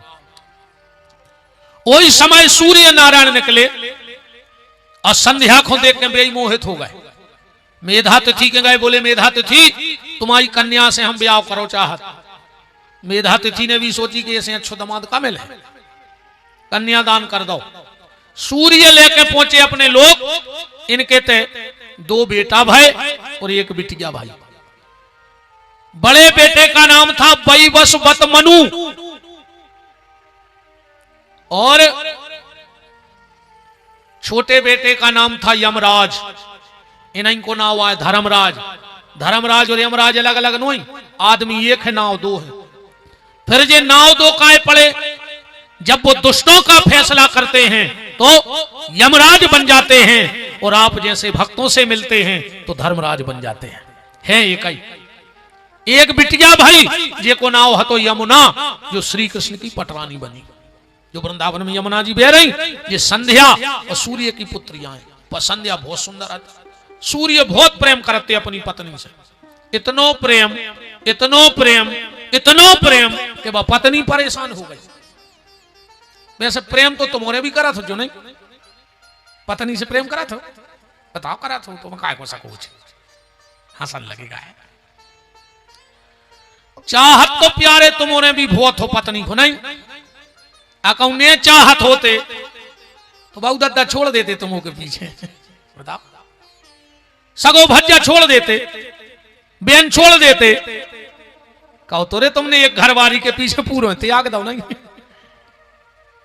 नहीं छोड़ दो, मताई छोड़ दई, बाप छोड़ दो, भज्जा छोड़ दो, रिश्तेदार छोड़ दे, मन इतनो चाहत का इनको बताओ। हरे राम। एक बात बता रहे, ध्यान से सुनियो। आज से 30 साल पहले, चलो 30 साल पहले, ठीक, ये जितनी तरक्की दिखा रही है, जब 30 साल की आए, जब रामानाथ थी 2-5 गांव में एक आध टीवी रहती, एक आध घरे को भले आदमी के टीवी हती, बहुत बड़े आदमी के, जो सब 25-30 साल को आए, सब कछु ये वाहन, जमीन, फोन, गाड़ी, मकान। 30 साल पहले स्थिति कुछ और हती। बाप ध्यान से सुन जाइए, अपने पिताजी या बब्बा या पिताजी मानो, हमारे तो हम पे बीती सो हमें पता है। माल बेच में जाते, एक आध को ट्रैक्टर रहे तो गांव में, वही पे बोरा 2 बोरा धल रहा है। अब ट्रैक्टर ने कर रहा हो जल्दी से कलेवा घरे बन नहीं पाओ, तो भूख कोई बैठ गो बाप, किराओ बच जे। पहले ट्रैक्टर को किराओ नहीं लगत, तो के लिए बोरा को किराओ लगत, तो आदमी को किराओ नहीं लगत। समय बहुत जल्दी बदल गया। पहले अगर अपने घरे कोई रिश्तेदार आ जाए 1-2 दिन आए, जब वो जात तो जब अपन रोड पे बस में बैठा रहे जाते, तेरे आंसू आ जाते, इतना प्रेम है। तो पहले रिश्तेदार भी रोत तो और अपन को भी आंसू आते। अब आदमी मरघटा में नहीं रोए, जब बाहर भी जात, जब पहले रिश्तेदार को छोड़ भी जात तो सुबह आ जाते, आज मरघटा में भी आदमी हंसत रहे, तो बैठो बैठो। समय ज्यादा नहीं जो अभी की बातें आए। बाप बैठ गए ट्रैक्टर में किराओ बचावे के चक्कर में, उन्हें उतर माल बेचो, महीना भर को साल भर को सौदा लाओ। अब पूरी मेर मिला के बाप ने जेब में हाथ डालो, सुरे 2-3 रुपया बचे 5। अब वो भूखवा है बाप दिन भर को, उन्हें 2-5 रुपया की जलेबी ले लें। अब दिन भर को खुद भूखो है और 5 रुपया बचे, सुने जलेबी ले लें, पर वे बाप ने नहीं खाई, थैला में धर लिया। दिन भर को भूखो 5 रुपया की जलेबी लाई, और घरे 8-10 बजे नु जब आओ और पूरे अपन मोड़ी मोड़ो में बैठा के उन्हें भी जलेबी अपन खुआई। और बाप ने माई में 2 रोटी मीड़ के दिन भर को भूखो खा के सोगा। ऐसा भाव के नहीं बाप। आज अपने लगा पैसा है, वाहन है, व्यवस्था है, और अपन जब सिलवा नहीं गए, अपन ने मिठाई को डिब्बा लाओ, उतनी बटन खोल के डिब्बा पीछे डाल लो, फिर आए घरे और आके रात में किबार लगा के तुम लुगाई के संगे मिठाई खा रहे।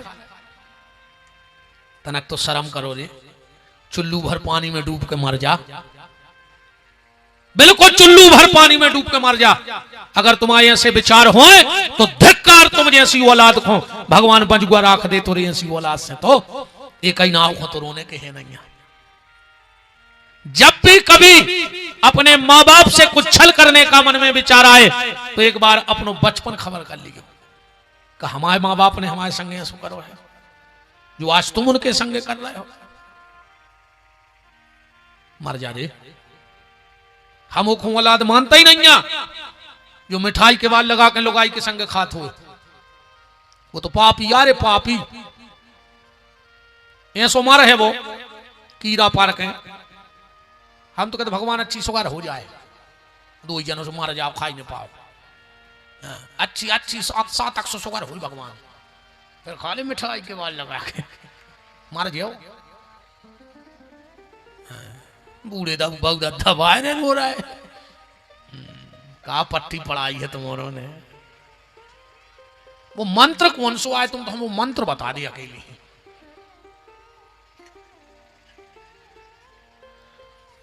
बूढ़े माँ बाप का त्याग, बूढ़े माँ बाप की तपस्या, आज अपन को ले आन के बैठा रहो है रे। भगवान के मंदिर में भोग लगा पाव, चाय नहीं लगाइयो रे भैया। मंगलवार को हनुमान जी को लड्डू खुआइयो, चाय नहीं खुआइयो तो मुत के बैठे, पर अगर घर में तुम्हारे बब्बा बैठे हो बाप, तो 2 लड्डू अपने बाप को खुआ दियो। फिर देखियो हनुमान जी की का कृपा तुम्हारे ऊपर होने है। 9 दुर्गा में 8वाई बना के माता के मंदिर में भोग लगा पाओ, चाय नहीं लगाइयो, पर अगर घर में बूढ़ी सास बैठी हो बहन हरो, तो 2 रोटी तन्नक प्रेम से अपनी सास को खुआ दियो। विपिन बिहारी वचन दे रहा हूं, सबसे पहले कृपा माता रानी की तुम्हारे घर पे हुई, हम 6 लेंगे। सोते 8वाई नरियल चढ़ा रही 9 दुर्गा में, वो सास खंतोर रही, अगले जन्म में कुतिया बन हो, भोंकता ही रहो। जब यहाँ सब जो बहुदद्दा खुमो चलाते जे कुत्ता कुतिये भोंकत रहते, भगवान का ये भोंक तो भोंक रहा हो तुम, हम देखे तो बाप को जेने मुंह चलाओ कुत्ता बन हो, और तुमने सास को चलाओ सो तुम समझ लीजिए जहर से लग रहा है का नहीं। आज जो कल और का कर ले देखो नहीं आने सुने आज जो जैसे 3 दिन कट गए 4 वर्ष आई। सूर्य संध्या को बहुत प्रेम करते थे। अब इस कथा को पूरा तो कर ही लाए अपन। संध्या परेशान हो गई पति के प्रेम से। तना भी नोट माए होकर तुझे भज्जन आगे लग जाए। अरे पैसा दकाए हो बरे यार। अरे देखो लक्ष्मियां यार चिंता करने पर आते और हमें कौन बेकुंठिया जाने दद्दा। हम तो चिल्ले रही खो चिल्ले आ रहे, हम तो चिल्ले रही खो नर आ रहे। धर जल्दी तुम कह रहे दिया धरो तो बारह नहीं। अरे पैसा यार भज्जे बरे ने हम जो के देखो अब तो हम होगा तुम्हारों ने तो छोड़ दो कि लग जाए लोग हर सोमा तो पुण्य होएगा। हम सोच रहे हम ने बने दादा इसे कह दे। संध्या परेशान हो गई। संध्या परेशान हो गई तो एक दिन जंगल चली गई और जहां संध्या की छाया पड़ रही थी उन्हें एक अपने जैसी नारी प्रकट करी और को नाव होगा छाया। संध्या चली गई। सूर्य ने सोची जई आए हमारी पत्नी छाया संध्या। इनके यहां एक बेटे का जन्म हुआ जिसका नाम हुआ शनिदेव। छाया से जो पुत्र हुआ उसका नाम हुआ शनिदेव। एक दिन शनिदेव ने अपनी बड़ी बहन यमुना को लात मार दी, श्राप दे दिया सूर्य ने। शनि तूने अपनी बड़ी बहन को लात मारी है, जा तू लंगड़ा हो जाए। एक बात ध्यान से सुनना, जो गौ को, कन्या को, ब्राह्मण को, संत को, सती को लात मारता है वो अगले जन्म में लंगड़ा होता है। ध्यान से सुन लियो। और जो व्यक्ति पत्नी को मारता है, जा भी ध्यान से सुन लो। अब को हम लिखित दे सकत प्रमाणित। हमारी जोन बात पे तुम्हें संदेह हो जाए सो हमसे मिल ली आके हम तुम्हें पुराण बताए हैं कि जो लिखो है। कोरी काल्पनिक कथाएं हम कभी बोलत नहीं है बिना प्रमाण के। जहां शंका होए, हाँ भाषा बुंदेलखंडी है बाबा अलग है, पर बिना प्रमाण के कथा नहीं करत। जो व्यक्ति अपनी पत्नी पे हाथ उठा देता है उसके हाथ का तर्पण उसके पितर नहीं लेते और उस व्यक्ति को कभी दान का फल नहीं मिलता है। वो कछु दान कर देवे, नेओ के हाथ को पितर पानी ले हैं, नेओ के हाथ को पिंडदान लगे है और नेओ के हाथ को दान लगे है। जैसे कहूं पत्नी पे हाथ न उठाइयो। ये हमारी बहन जी हमें सोच रही होंगे ऐसी जानते कि गुरुजी आज ऐसी के हैं तो हम बिल वाले आउते वे भी सुन लेते। चलो कल लो आ लेते जुका दे कथिया है, हम कल फिर बता दें जाए बात। पर है जा बिल्कुल सही। शनिदेव को श्राप मिल गया लंगड़ा होने का।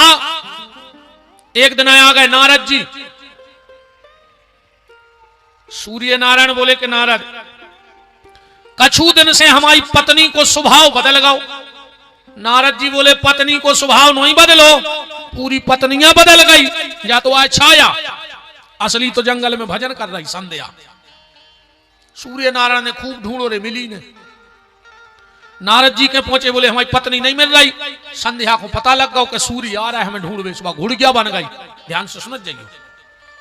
सूर्य नारायण घोड़ा बन के 12 साल पत्नी के संग रहे। इनके 7 संतान भाई जिनको नाम पढ़ो अश्विनी कुमार। आगे भागवत में कथा आया है। एक दिन संध्या अपने रूप में आ गई, सूर्य अपने रूप में आ गए। संध्या बोली धन्य है हमें ऐसो पति में लो कि हम घुड़िया बने सो वो घोड़ा बन गया। तो जाओ आज हम एक वरदान देते हैं। बोले क्या? आज के बाद जो भी पति पहली बार अपनी पत्नी को लेने उसके घर जाएगा और अगर घोड़ा पे बैठ के जे है तो उन पति पत्नी में बहुत प्रेम रहे है। दूल्हा काय पे बैठ के जात?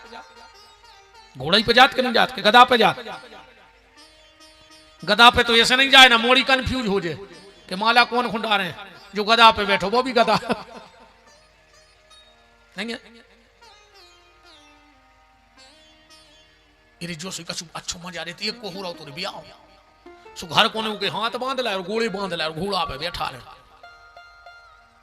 बारात चली जा रही, सबको बड़वा चंबो लगे कि हाथ बंधे और पांव बंधे और घोड़ा पे दूल्हा बैठो। ओके बाप से पूछी कि काय का जो ब्याह ने करवा रहा, तो बोले वो तो राजी है। बोले फिर हाथ गोड़े काय बांधे? बोले ऐसे बांधे हैं जो ब्याह में पैसा लूटत तो निछावर के सुए के हाथ गोड़िया बांधा के जो खुदाई के ब्याह में लूटन लगे, ऐसो के हाथ गोड़े बांध के बैठा रहे हो। तो सूर्य ने कहा सुनो संध्या, अगर तुमने ये वरदान दिया है कि पति पहली बार पत्नी को लेने अगर घोड़े पे जाएगा तो उन पति पत्नी में प्रेम रहेगा, तो हम भी एक वरदान दे रहे। बोले का? बोले जब दूल्हा घोड़े पर बैठकर अपनी ससुराल पहुंचेगा और अगर दूल्हा से पहले घोड़ा की पूजा करा दीजिए है तो उन ससुर दमाद में भी बहुत प्रेम रहे। आप सबको शायद पता होगा कि जब दूल्हा आउट है दरवाजे तो पहली हरदी दूल्हा को नहीं लगा। काय पंडित जी महाराज घोड़ा पूजत पहले के नहीं पूजत? घोड़ा को तिलक करवा पंडित जी ने पहले, दूल्हा को बाद में। आको दूल्हा नाराज हो जाए कि का यार हमका घोरवा संगाए गुजरे कि तुमने पहले घोरवा हरदी लगा दे। अब ब्याह में तन नक्शी बात पे तो लड़ाई हो जा, सवेरे विदाई हो रही हो और तुम्हारे बहनों ही खड़े रहे में और तुम अपने सारे को हरदी लगवा दो। फिर बोला जो कुंवर साहब सुबह होता ही कहता अब ये तो थपे तुम्हारे में हर मन होगा उनको सो होगा, होते हैं सो के नहीं होते। हमारे यहां आज भी जब दूल्हा आता है तो पहले घोड़े का पूजन होता है, फिर दूल्हे का पूजन होता है। ये संध्या का चरित्र था। लौट के आओ अपन कहां हते? मांडव ऋषि के थे। मांडव ऋषि ने ब्रह्मा के विधान में फेरबदल कर दिया। अब धर्मराज ने हाथ जोड़े और कहा महाराज हमें पता है कि तुम श्राप दे हो, तो हमें 3 श्राप भरने दियो और तुम्हें जो श्राप देने हो दे दियो।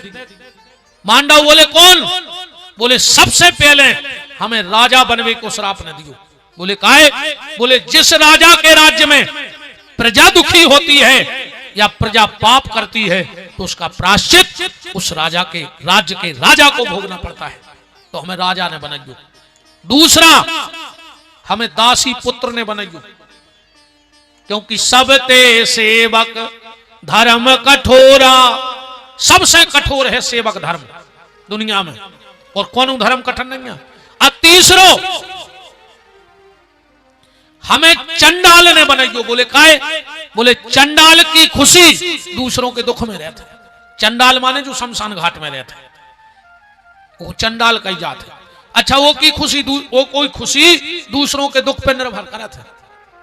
जब को के घरे को मर है जब भाई तुम्हारे घटा जे भी नहीं न काय खुजो मर घटा तोरे मरो मराओ नहीं जाए, वो को भी बांध के ले जाने पर काय ऊंसो ले जाओ तोरे कर उठ के भाग ले, बांध के ले जात के नहीं ले जाते, रस्सी से नहीं बांध देता थी, रक्षा सूत्र और बांधते तरफ के नहीं। अरे मूड मटका दे दद्दा बांधा तो ने हो सुयसी कर दे, हो सुयसी कर दे। अगले जन्म में गिरध होना बानो हो को जने कौन बमूरा पे बैठ के मूड मटके हो ऐसी ऐसी जो कथा में मरे से धरे रहे थे ये अगले जन्म में गिरध होना बना थे। अच्छे बैठे गए कथा में तना खुश हो गए। का तकलीफ है तुम्हारा बताओ? सीरियस हो गए बैठ जात। सीरियस आदमी रहते हैं अस्पतालों में, जब पंडाले आए थे तो खुश रहो, कहते भी सीरियस रहे हो, ज्यादा सीरियस नहीं रहेंगे। कैसे आदमी ज्यादा सीरियस भाव रो को लफड़ाई समझ गो कबे सूरज जाए। अपन को सीरियस नहीं रहने, अच्छे हंस के कथा सुनो। हमारी कथा तो अच्छे आनंद में सुनेगा। आ गए ऐसे बैठ गए सब रागा हो जैसे पूरे घर के धरे हुए अस्पताल में, तुम्हें तबियत गाय हो ऐसे मुंह देख के मुंह भी लगत कि यार जो सीरियस हो का अच्छे बैठे गए। देखो कितने अच्छे लग रहे हैं हंसा। अब भगवान से जाई कहेंगे कि ऐसा ही बस हंसाता रहे मैं, प्रभु ऐसा ही कृपा करे रहियो। कछु आदमी रे हंसता ही नहीं। अच्छो सवेरे उठे अच्छो खाला और घर के दरवाजे बैठ गए जैसे पूरे घर के मार गए हुए जो ही बचो हुए। अकोन ने करो कहीं भज्जा राम राम, कहीं राम राम का खात हो हम। अच्छा प्रेम से राम राम कर ले, अच्छे हंस के कथा सुनू करे। हाँ आजकल आदमी हंसी भूल गओ। कैमरा वालों फोटो उतारत कितनी देर में उतर जाए, आंख की पलक झपकने में। उत्ते में भी कैमरा वाले को कहने पर थे स्माइल प्लीज, हंस दे यार।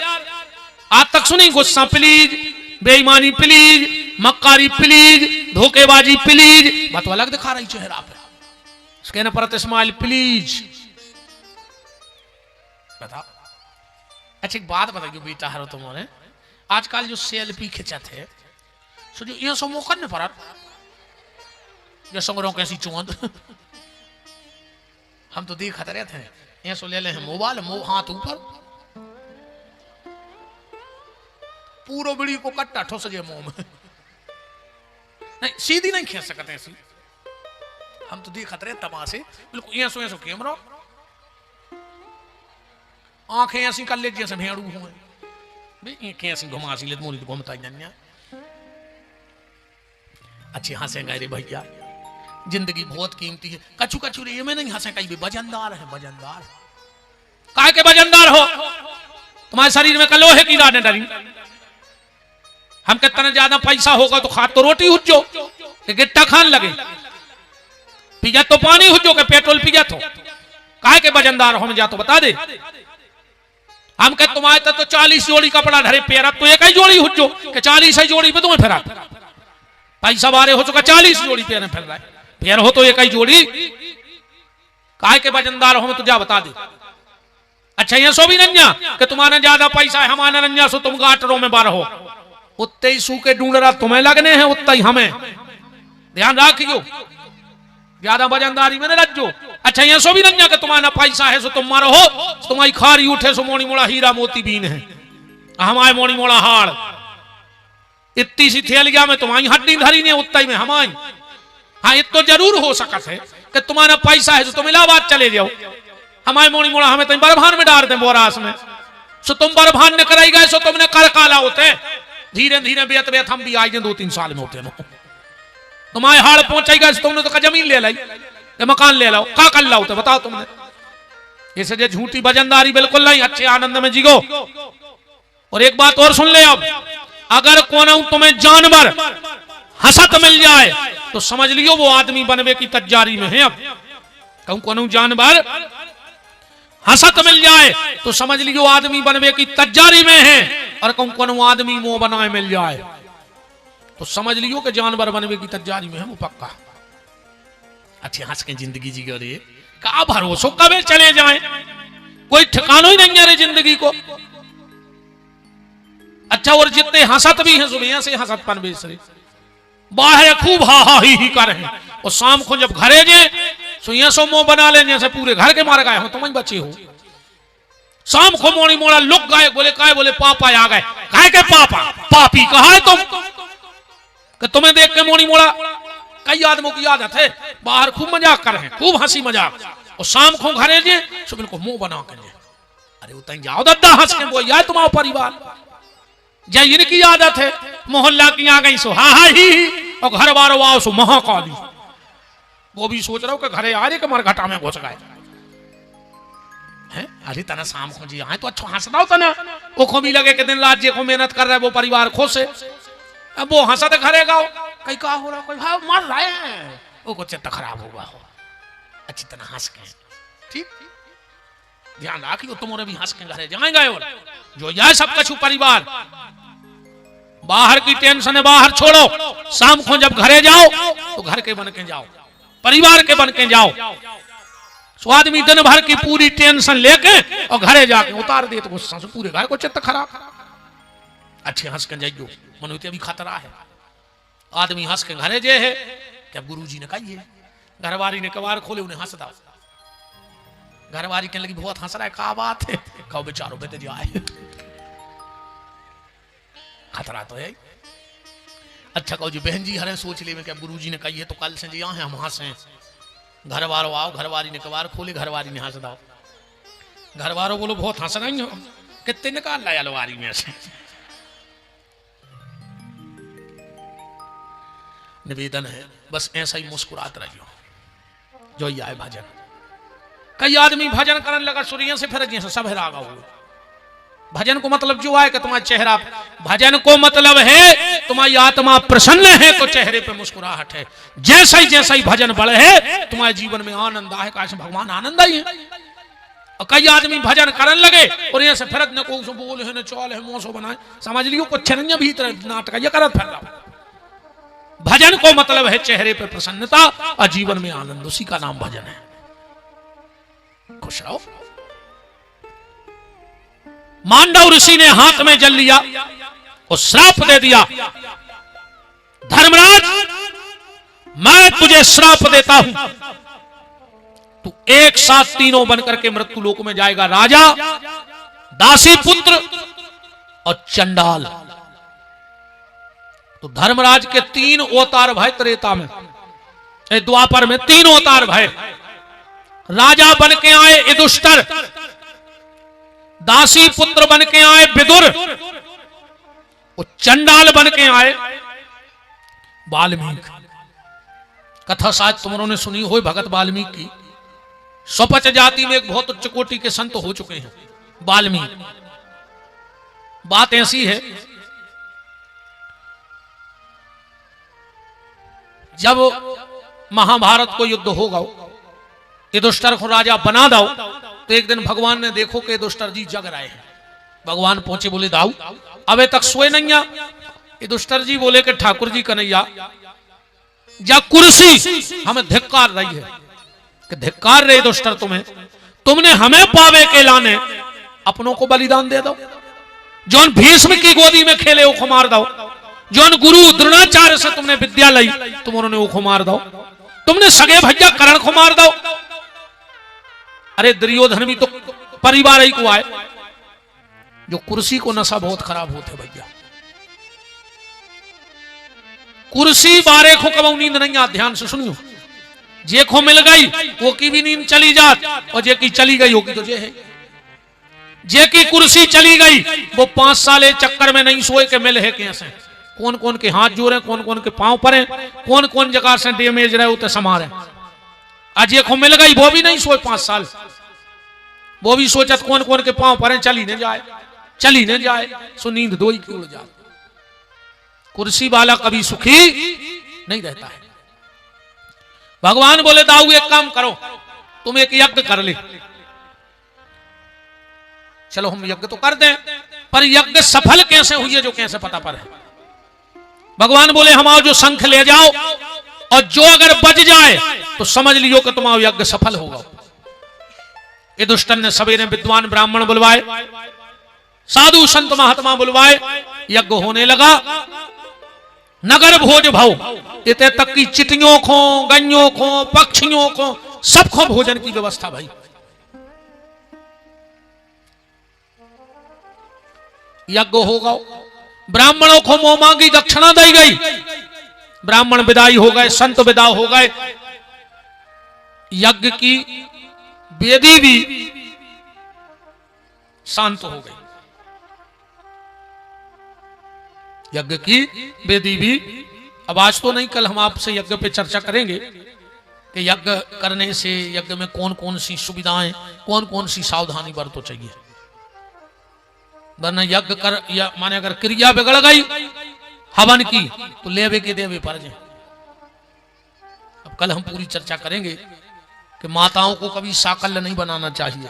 ध्यान से सुनिए, हम कल बताएं काय ने बनाना चाहिए। माताएं कभी भी घर में साकल्य ना बनाएं जिससे हवन होता है। अगर तुम्हारे बनाए साकल्य से हवन हो गया तो घर की सीताराम हो जाए। फिर साकल्य कौन से बनवाओ चाहिए, अब वो हम कल की कथा में बताएं। एक एक चीज कल यज्ञ पे या हम यज्ञ अवतार पे कल हमारा विशेष प्रवचन रहेगा,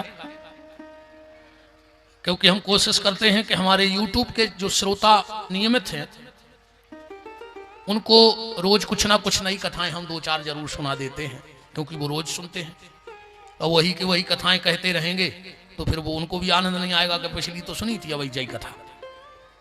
इसलिए हम हर कथा में, आप हमारे पूरे YouTube चैनल को सर्च करके देख लेना, कोई कथा एक सी नहीं मिलेगी कहीं की।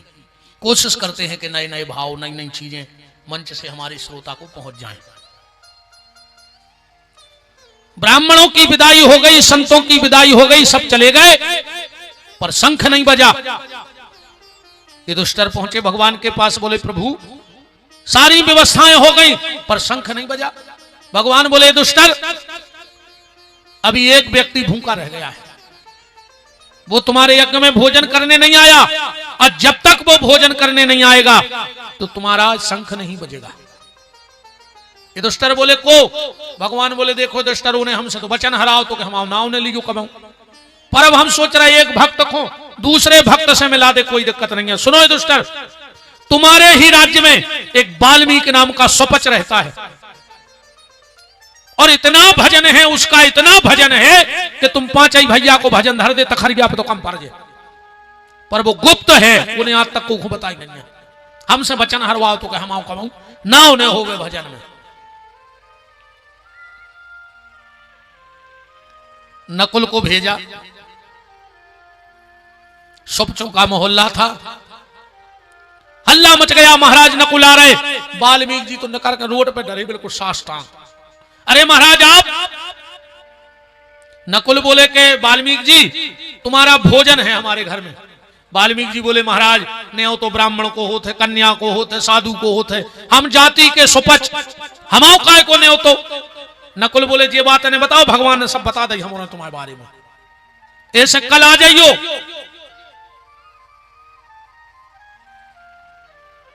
वाल्मीकि जी बोले आ तो जे हैं, पर हमारो एक नियम है, हम वही के घरे भोजन करा थे जिन्हें 100 यज्ञ कर लाए हुए। अब नकुल ने सोची ये कहीं तो हो नहीं पा रहा हो, तुम दाए 100 कह लगे ठीक है हम भैया बतावे जा रहे। वाल्मीकि जी बोले के पीछे पाँव न करेगो ना सिर के टुकड़ा टुकड़ा हो जाए। नकुल ने सोची यो जी और बेद कर गए हमें थे। अब ठाणे के दरवाजे सहदेव गए ज्वाई प्रश्न, अर्जुन गए ज्वाई प्रश्न, भीम गए ज्वाई प्रश्न, युधिष्ठिर गए सो ज्वाई, चार पांच ही भज्जा ठाणे दरवाजे। जब पांचों ना लौटे तो द्रौपदी ने कहा कन्हैया आप हमारे साथ चलो। ये चार भाइयों ने नहीं कही भगवान से कि तुम हमारे संगे, पांच आई, पर द्रौपदी ने कहा तुम हमारे साथ चलो माधव। भगवान पहुंचे, द्रौपदी जी बोली कि भैया भगत वाल्मीकि जी चलो भोजन करवे। बोले महारानी जी हमारा नियम है, जिन्हें 100 यज्ञ करे होने वो कहते भोजन। द्रौपदी बोली हम आए हो गए 1000 खाड़, तुम दाए 100। पांडवों ने सोची रे जोंदना से मोरे घरे आई, कथा नहीं भाई ने यज्ञ कबे कर ला 100, कबे हो गए के 100 यज्ञ। वाल्मीकि जी बोले कब किए? द्रौपदी कहती है क्योंकि भगवान साथ हैं, और जिसके भगवान साथ है उसके पास हर जवाब है। द्रौपदी बोली कि वाल्मीकि जी शास्त्रों में लिखा है कि संत मिलन को चालिए तज माया अभिमान, और एक एक पग आगे धरे सुकोट ने यज्ञ समान। और आपसे बड़ा संत कौन होगा जिसकी प्रशंसा मेरे मुरारी कर रहे हैं, और हम उतनी से पैदल आए हैं, तो हमने जितने पांव धरे उतने यज्ञ हम आए हो गए, चलो। द्रौपदी बोली, वाल्मीकि बोले वाह चलो हम कल आएंगे भोजन को। युधिष्ठिर जी बोले भीतर आ जाओ। वाल्मीकि जी बोले नहीं नहीं नहीं भीतर नहीं, तुम तो जहां तुम आओ बाहर घूरो लगत हो तो पातर डाल दियो, हम तरह सुखा के आ जाए। द्रौपदी ने विचार किया कि हम बहुत भोजन अच्छो बने, 56 भोग बने, पर जब वाल्मीकि जी आए परोस भाई, वाल्मीकि जी ने खाओ और चले गए, शंख ने बजो रे। युधिष्ठिर बोले काय प्रभु तुमने ओके हाथ जुड़वा दे पूरे घर से, हमारे पूरे होके दरवाजे ठाड़े रहे दिन भर घाम में, और शंख बजो ने। भगवान बोले युधिष्ठिर खबरदार, तेरे दरवाजे मेरे भक्त का अपमान हो गया है, इसलिए वो शंख नहीं बजा। जाओ माफी मांग के आओ, किसने किया अपराध? पांचों पांडव बोले हमने तो नहीं करो। द्रौपदी बोली भैया हमसे हो गई मानो गलती। क्या गलती? बोले मैंने 56 प्रकार के भोजन बनाए और वाल्मीकि जी को परोसे, पर उन्हें सब मिला के इकट्ठो करके खा लो। हमारे मन में आ गई कि बाप राज खाओ, है नहीं गरीब आदमी, हम मर गए, अलग अलग आइटम बना के और बोसानी सी बना के खा गो। भगवान बोले जाओ 5-6 जने जाओ, अब पूछ के आओ वाल्मीकि से तो उन्हें भोजन मिला के काय करे। जब 6 जने गए वाल्मीकि से बोले कि भैया तुमने भोजन मिला के काय करे। वाल्मीकि जी बोले कि प्रभु युधिष्ठिर जी तुम्हारे ते पत्तल लगी और हमने ऊपर लगा दो भोग, तदीयम वस्तु गोविंदम तुभ्यमेव समर्पयेत, अब वो होगा प्रसाद। अजीब है चटाऊ, अगर हम पहले मिठाई खाते तो जजीब कहती कब की मिठाई खा रहे, अपना खटाई खा ले, मिठाई को अपमान नहीं हो जाता। और अगर हम खटाई खाते तो जीव कहती कब से खटाई खा रहे थे ना मिठाई खा ले, सो खटाई को अपमान हो जाता। और हम भगवान के प्रसाद को अपमान करो नहीं चाहे, सो हमने सब इकट्ठो कर दो। अब जीव को पता ही नहीं रहे खटाई क्या है, अब मिठाई क्या है, तो प्रसाद को अपमान नहीं हुई है। जो इतना कहा शंख बजने लगा। ये थे भगत वाल्मीकि। बोलो भक्त वत्सल भगवान की जय हो। आज की चर्चा को यहीं विराम। कल फिर ठीक समय, क्योंकि 4:45 बज गए, 5 बजे तो नहीं डूब जात, सब बाहर के भी लोग हैं, ठीक टाइम से अपने अपने घरे पहुंच जाएं। हमें तो कछु काम नहीं है, बनो बनाओ खावे मिल रहा, सो हम तो बैठे रहे 8 बजे नो ने हम जाने आए के आऊं माल अच्छो कटाई रहो है। हाँ 2 ही टाइम अच्छे आइटम बन रहे हैं, सो अपन तो मस्त है। जे की जोगत हो सो हुए, महाराज डिंडू में खावे और पांव पसार कर सोए, अपन तो उनमें के आए। कहा चले तुम और कहाँ जा रहे हो, हमने आरती हो जान दे। यहाँ से तो भाग रहे जैसे 20 साल की सजा पूरी हो गई हो। कह रहे जो आज सूरज गए रे बिना आरती के न जाओ, 2 मिनट में आरती कर लो, आप फिर कोई दिक्कत नहीं। कल विशेष तो यज्ञ पे चर्चा होगी। हाँ यज्ञ की एक सावधानी, कहूँ घर में कोनो विद्वान से हवन करवाओ, कहूँ तुमने एक गलती कर दी तो वही दिना से तुम आओ मिटवे को काम चालू का होगा कहा। तो कल जरूर सुन लियो कि यज्ञ करवाओ, पूजा करवाओ, शंकर जी बनवाओ, वेदी बने, तो एक गलती भर न करियो अपने घर में, ना उधर नहीं से बाहर फिर गो कहा तुम्हारे घरे। तो कल पूरी चर्चा यज्ञ पे, और फिर जो कछु ठाकुर जी को सुनने हुई है, हनुमान जी को पटाखे सुबह सुने। आज की चर्चा विराम। अब हमारे मुख्य यजमान दादाजी श्री राम बाबू जी रघुवंशी, श्री सुरेंद्र जी रघुवंशी, श्री राकेश जी रघुवंशी और समस्त रघुवंशी परिवार और उनके जो भी प्रेमी परिजन परिचित नातेदार रिश्तेदार पधारे हैं, या जो भी क्षेत्रीय सब प्रतिष्ठित जन पधारे हैं, वो सब आरती में सम्मिलित हों। खोलिए हाथ, बोल दीजिए हमारे साथ कि जिनका रखवाला है राम, उनका कौन बिगाड़े काम। जिनका रखवाला है राम, उनका कौन बिगाड़े काम। कृपा करे जब श्याम सलोना, माटी भी बन जाए सोना। कृपा करे जब श्याम सलोना, माटी भी बन जाए सोना। निर्बल बलशाली बन जावे, दुख दारिद्र निकट नहीं आवे। निर्बल बलशाली बन जावे, दुख दारिद्र निकट नहीं आवे। मेरे प्रभु की लंबी भुजाएं, अपने दास को सदा बचाएं। मेरे प्रभु के लंबी भुजाएं, अपने दास को सदा बचाएं। सबको मिल जाए आराम, जिनका रखवाला है राम। जिनका रखवाला है राम, उनका कौन बिगाड़े काम।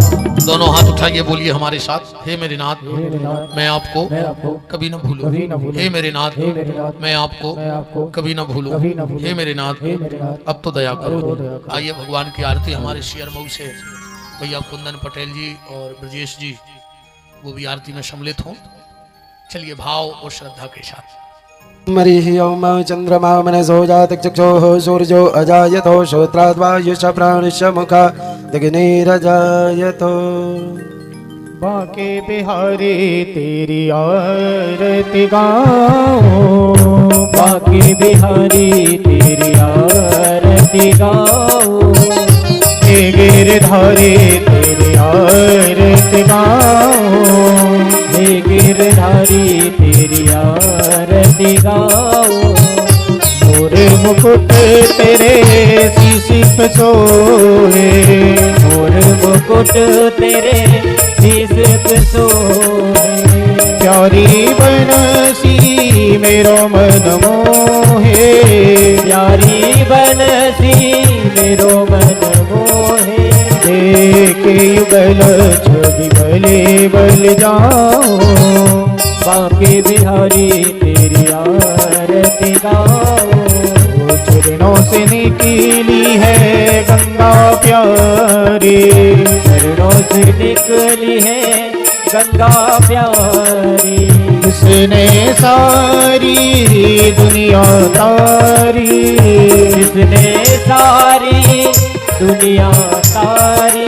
उन्हें चरणों में शीश नवाओ, बाके बिहारी तेरी आरती गाओ।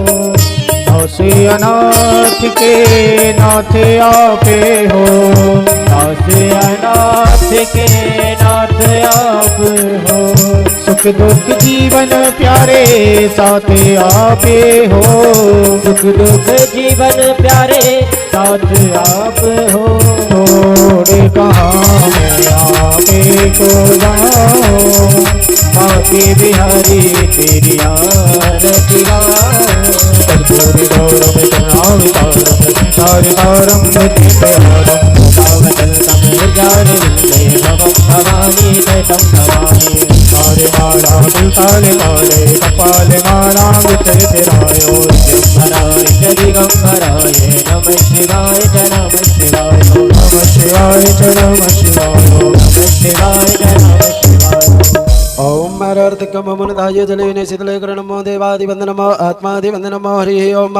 ओम जगनेन तकमय चन्द्र देवास्तानि धर्माणि प्रतिमान्य शन्नो देहनागं महिमानः सचन्द्र जतपूर्वेशाद्याः शन्ति देवाः। हरिः ओम एकदन्ताय विद्महे वक्रतुण्डाय धीमहि तन्नो दन्ते प्रचोदयात्। ओम तत्पुरुषाय विद्महे महादेवाय धीमहि तन्नो रुद्रः प्रचोदयात्। ओम गणम्बिकायै च विद्महे कर्मसिद्ध्यै च धीमहि तन्नो गौरीः प्रचोदयात्। ओम दाशरथाय विद्महे सीतावल्लभाय धीमहि तन्नो रामः प्रचोदयात्। ओम नीलनन्दनाय विद्महे वायुपुत्राय धीमहि तन्नो हनुमत् प्रचोदयात्। ओम